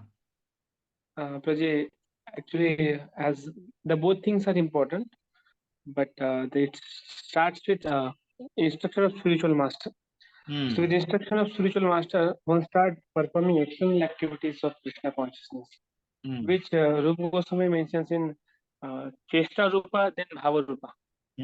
So external activities are very, very important. Initially performing, all our 64 principles we perform externally, and gradually the bhava, it comes, internal attitude comes, and then that external activity continues. Because Prabhupada translated bhakti doesn't as just bhakti emotions, it translated as a devotional service. So external is a manifestation of internal. So it starts with external, then continues with the instruction of spiritual master, then internal comes, and then continue these both. Okay, fine. Okay, that's good point. Okay, fine. So yes, that's so. Okay, so thank you everyone for your participation and giving these inputs. So here, as you can see, Krishna is saying, Tasmat Sarveshu Kaleshu, at all times, Mam Anusmara Yudhyacha. So Krishna didn't tell Arjuna only to remember him or only to fight. Remembering me, fight. Yes, at all times, always. Tasmat Sarveshu Kaleshu. And then what he says? Mai Arpita Mano Buddhi. Mai Arpita Mana Buddhi. So surrender or offer to me your mind and intelligence. And then the result will be Ma Me Vaishyasi Assumption. Then you will attain me without a doubt. Mind and intelligence fixed on me. And so therefore, as most of you did say, that initially one may perform the external activities and then the consciousness will gradually develop. That's correct. At the same time, does it mean that in the initial stages, as we are trying to perform the external activities, should we just perform them mechanically without any endeavor to engage our mind and intelligence? Should we just perform mechanically? Huh?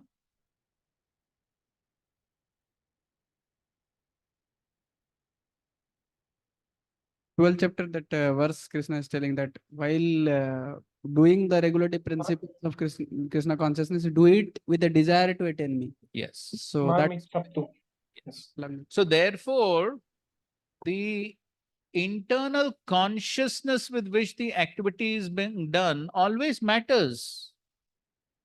And so therefore, it is not that one simply does the activity mechanically.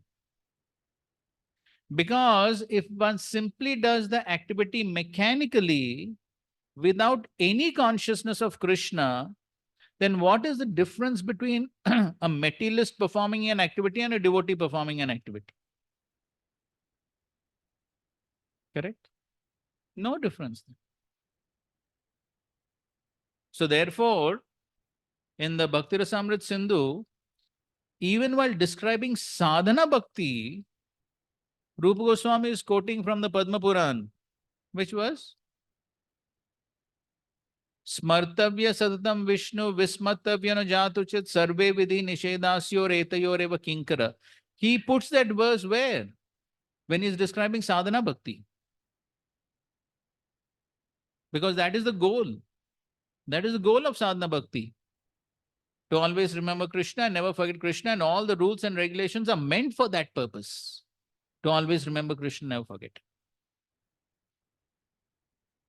Therefore, Here Krishna is very clearly saying, Mam anusmara yudhyacha, remembering me fight. Therefore, that consciousness that I am performing this activity to please Krishna, even though one may not be remembering Krishna at every moment and every second. This we will discuss in one of the further verses also. But even though one may not be remembering Krishna at every moment and every second, at least one must be conscious that I am doing this activity for the pleasure of Krishna. At least that consciousness needs to be there. And here you can see, my arpita mano buddhi, Krishna is saying. The mind and intelligence. Therefore, Krishna is named our society as International Society for Krishna Consciousness. He didn't say Krishna work. Krishna consciousness. It is that consciousness which makes the difference. Otherwise, outside people are also cooking. We are also cooking. They are selling books. We are selling books. So, Srila Prabhupada, in the Nectar of Devotion, in the Chaitanya Charitamrita, Prabhupada comments on that verse, Martavya Satatam Vishnu, Vismatavya Najatuchat. Prabhupada comments on that verse in the Chaitanya Charitamrita. So, there Srila Prabhupada explains, therefore, when our devotees go to enlist life members, they speak about Krishna. When they sell books, they speak about Krishna. That is very important. So it is not that one is simply selling books like a business. When a businessman sells books, what is he thinking? Money, money, money, money. But that is not the business of a devotee. If the devotee is also thinking money, money, money, then what is the difference? The devotee is supposed to think of Krishna. Therefore, Srila Prabhupada emphasized, you read the book and then you tell what is in the book. I'm sure everyone knows that pastime. Once Srila Prabhupada was going and then he called one devotee and he asked, what is in the book? And the devotee said, we only sell them. So, Prabhupada didn't want that type of selling books. So he wanted devotees to know what is in the book and speak about that while giving the book and thus remember Krishna. And the same thing applies to making life members, fund collection, or any service that we do. We are doing it for the pleasure of Krishna, and that consciousness needs to be there. Now, if we analyze what will happen if we go to these two extremes. So one extreme is, one is thinking only of internal activities. So, and actually we practically see both the extremes within our society. Practically we see that. There are devotees belonging to these two extreme categories, unfortunately.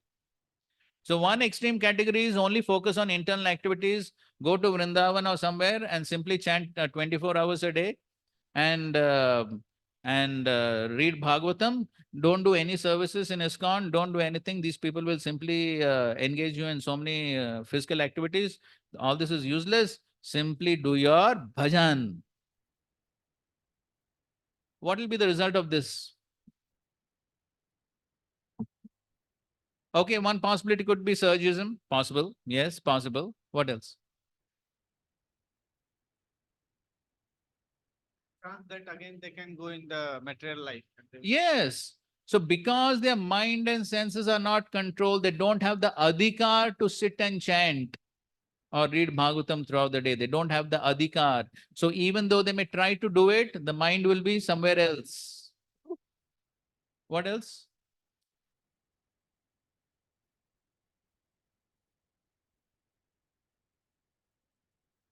Will not get any success in their life. They're not following, they are rejected the acharyas. Yes. So if they're not following the instructions, Therefore, anushilanam, anu means following. So if they don't follow, they don't get the mercy. Without getting the mercy, what will they remember?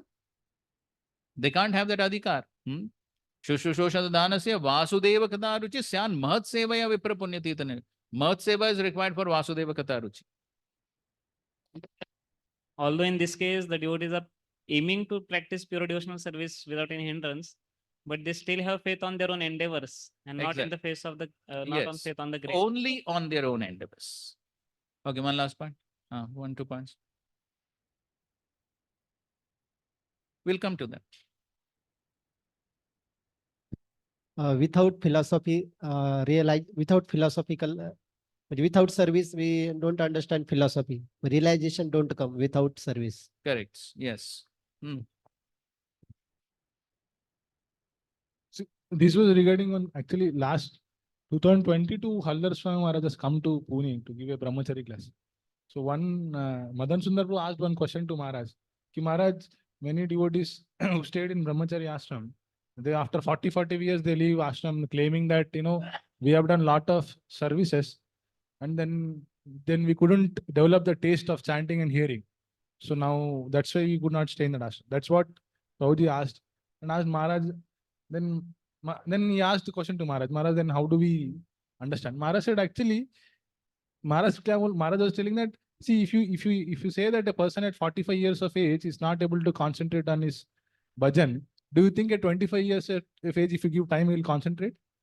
That's what Maharaj said. Maharaj said, then actually, it doesn't happen like that. Even if it at earlier age, even if you give time, he will not develop that. Yeah, Maharaj said, does have the adhikar for. Maharaj said that you first have karma adhikar and work on, as per spiritual master direction. Then you understand. Then you have the jnana, whatever you are reading, that Yeah, he uses these terms karma adhikar and jnana adhikar. and then he gives that bhajan adhikari comes. Correct. Yes. So this is one extreme. Okay, now let us go to the other extreme. So the other extreme is only service, do physical services. And as far as chanting, reading, okay, somehow we can finish 16 rounds by 12 a.m. That is good enough. So that is the other extreme. So what will happen if we go to that extreme? One will get burned out. What do you mean? Like, because of doing too many services, his consciousness will become too mechanical. Correct. So the right, why we are doing services will not be there. Yes. Then eventually he will find no juice in bhakti and eventually he will Correct. go Yes. out. So no consciousness, then simply mechanically doing, then no taste. Actually, he will then try to make comparison that these devotees are only sitting and chanting and they're doing nothing. I am doing, and there is chances that he will commit aparadh. Yes. In both the cases, actually, there is chance of committing aparadh. In that case also, he'll commit aparadh, saying that, oh, these people don't read here, nothing. I am doing that. And these people also will commit aparadh, saying that I am doing so much work. These people are. So in both cases, there are chances of committing offenses. Because the external activity is based mostly on the skill. So then he gets material post position pride and that respect, adoration comes. Then these are like pitfalls. Right. Yes, he can get proud of those things and then yes. Next.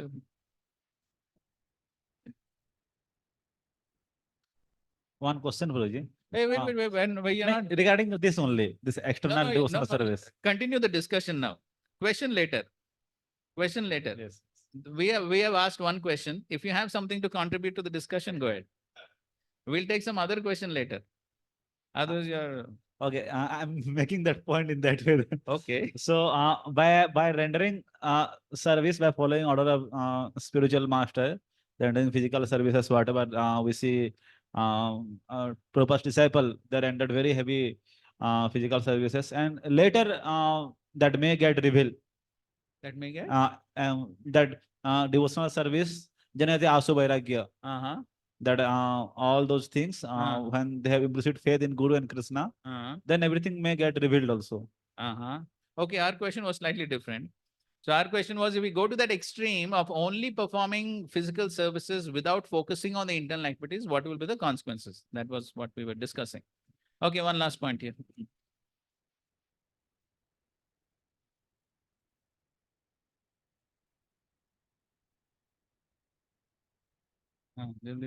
Just like Arjuna example, we can take. If Arjuna, he was just told to fight, he was not ready to fight. He will go to the Himalayas and he will do there whatever he thinks.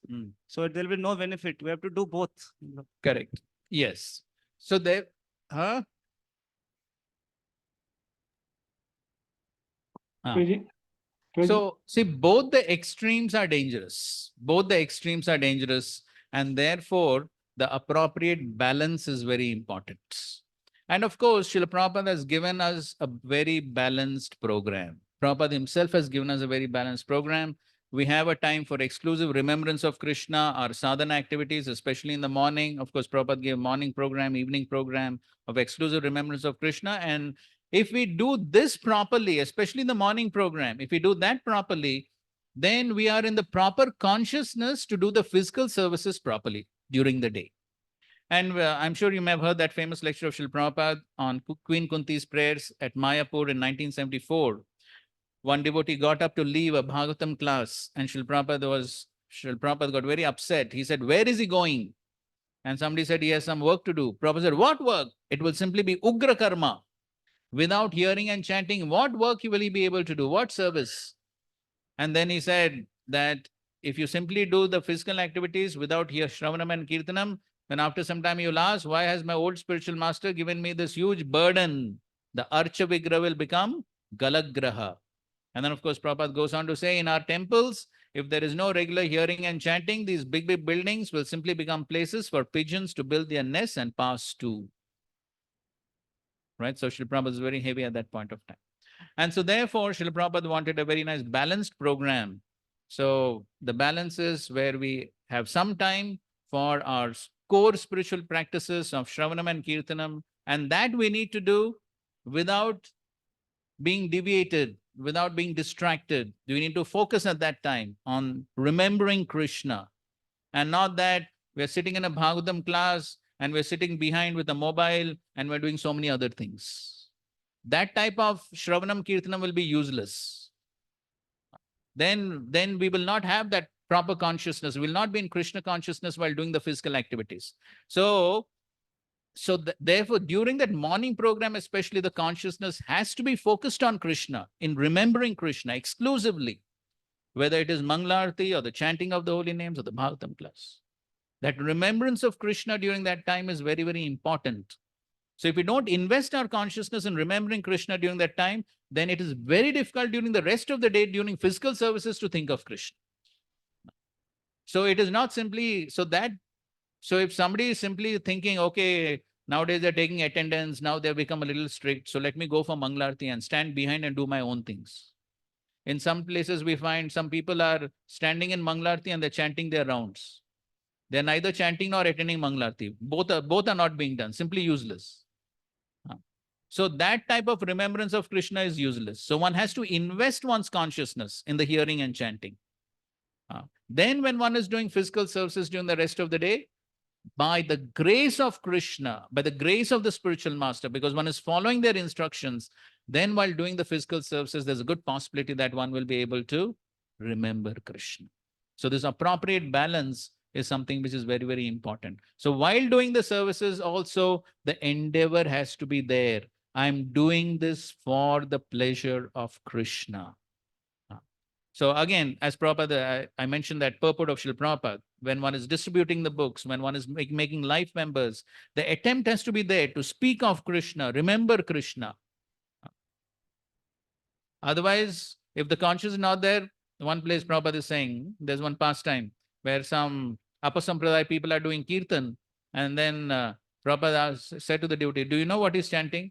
So the devotee says, they're chanting Hare Krishna. Prabhupada, no, it's not Hare Krishna, he's chanting money, money, money. So therefore, it is not based simply on the activity. One could be chanting Hare Krishna, but what is the consciousness? That is what is important.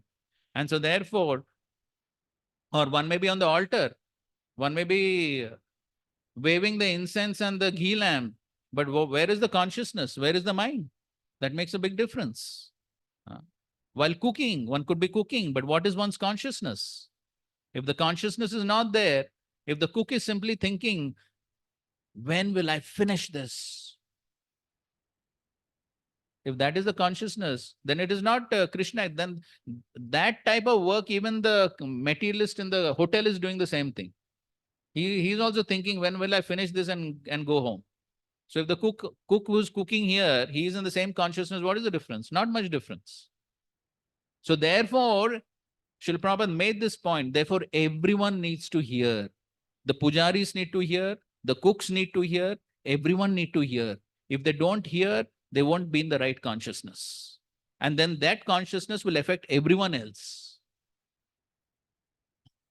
This is a very important point. So therefore, that appropriate balance is very important. So everyone needs to do the core spiritual activities, core remembrance of Krishna, and the physical activities in the mission of Srila Prabhupada. Both have to be there, because when one does the missionary activities, that attracts mercy of Guru and Krishna, and by the mercy of Guru and Krishna, one can remember Krishna. And then one will make appropriate advancements. Okay, so that's very, very important in our devotional practices. If that balance is not there, then either of the extremes will be dangerous. And again, unfortunately, the history of our movement has shown all this very clearly. It does not require any other evidence. There is enough evidence within our own movement to establish this. Okay, fine. So we'll stop at this point. Thank you very much. Srila Prabhupada ki jai, Srimad Bhagavad Gita ki jai, Samved Gaur Bhakta Vrinda ki jai. Thank you very much. Hare Krishna, Krishna Krishna, Hare Hare, Hare Rama, Rama Ram, Hare Hare. Thank you very much. Hare Krishna. Hare Krishna, Prabhuji. Hare Krishna.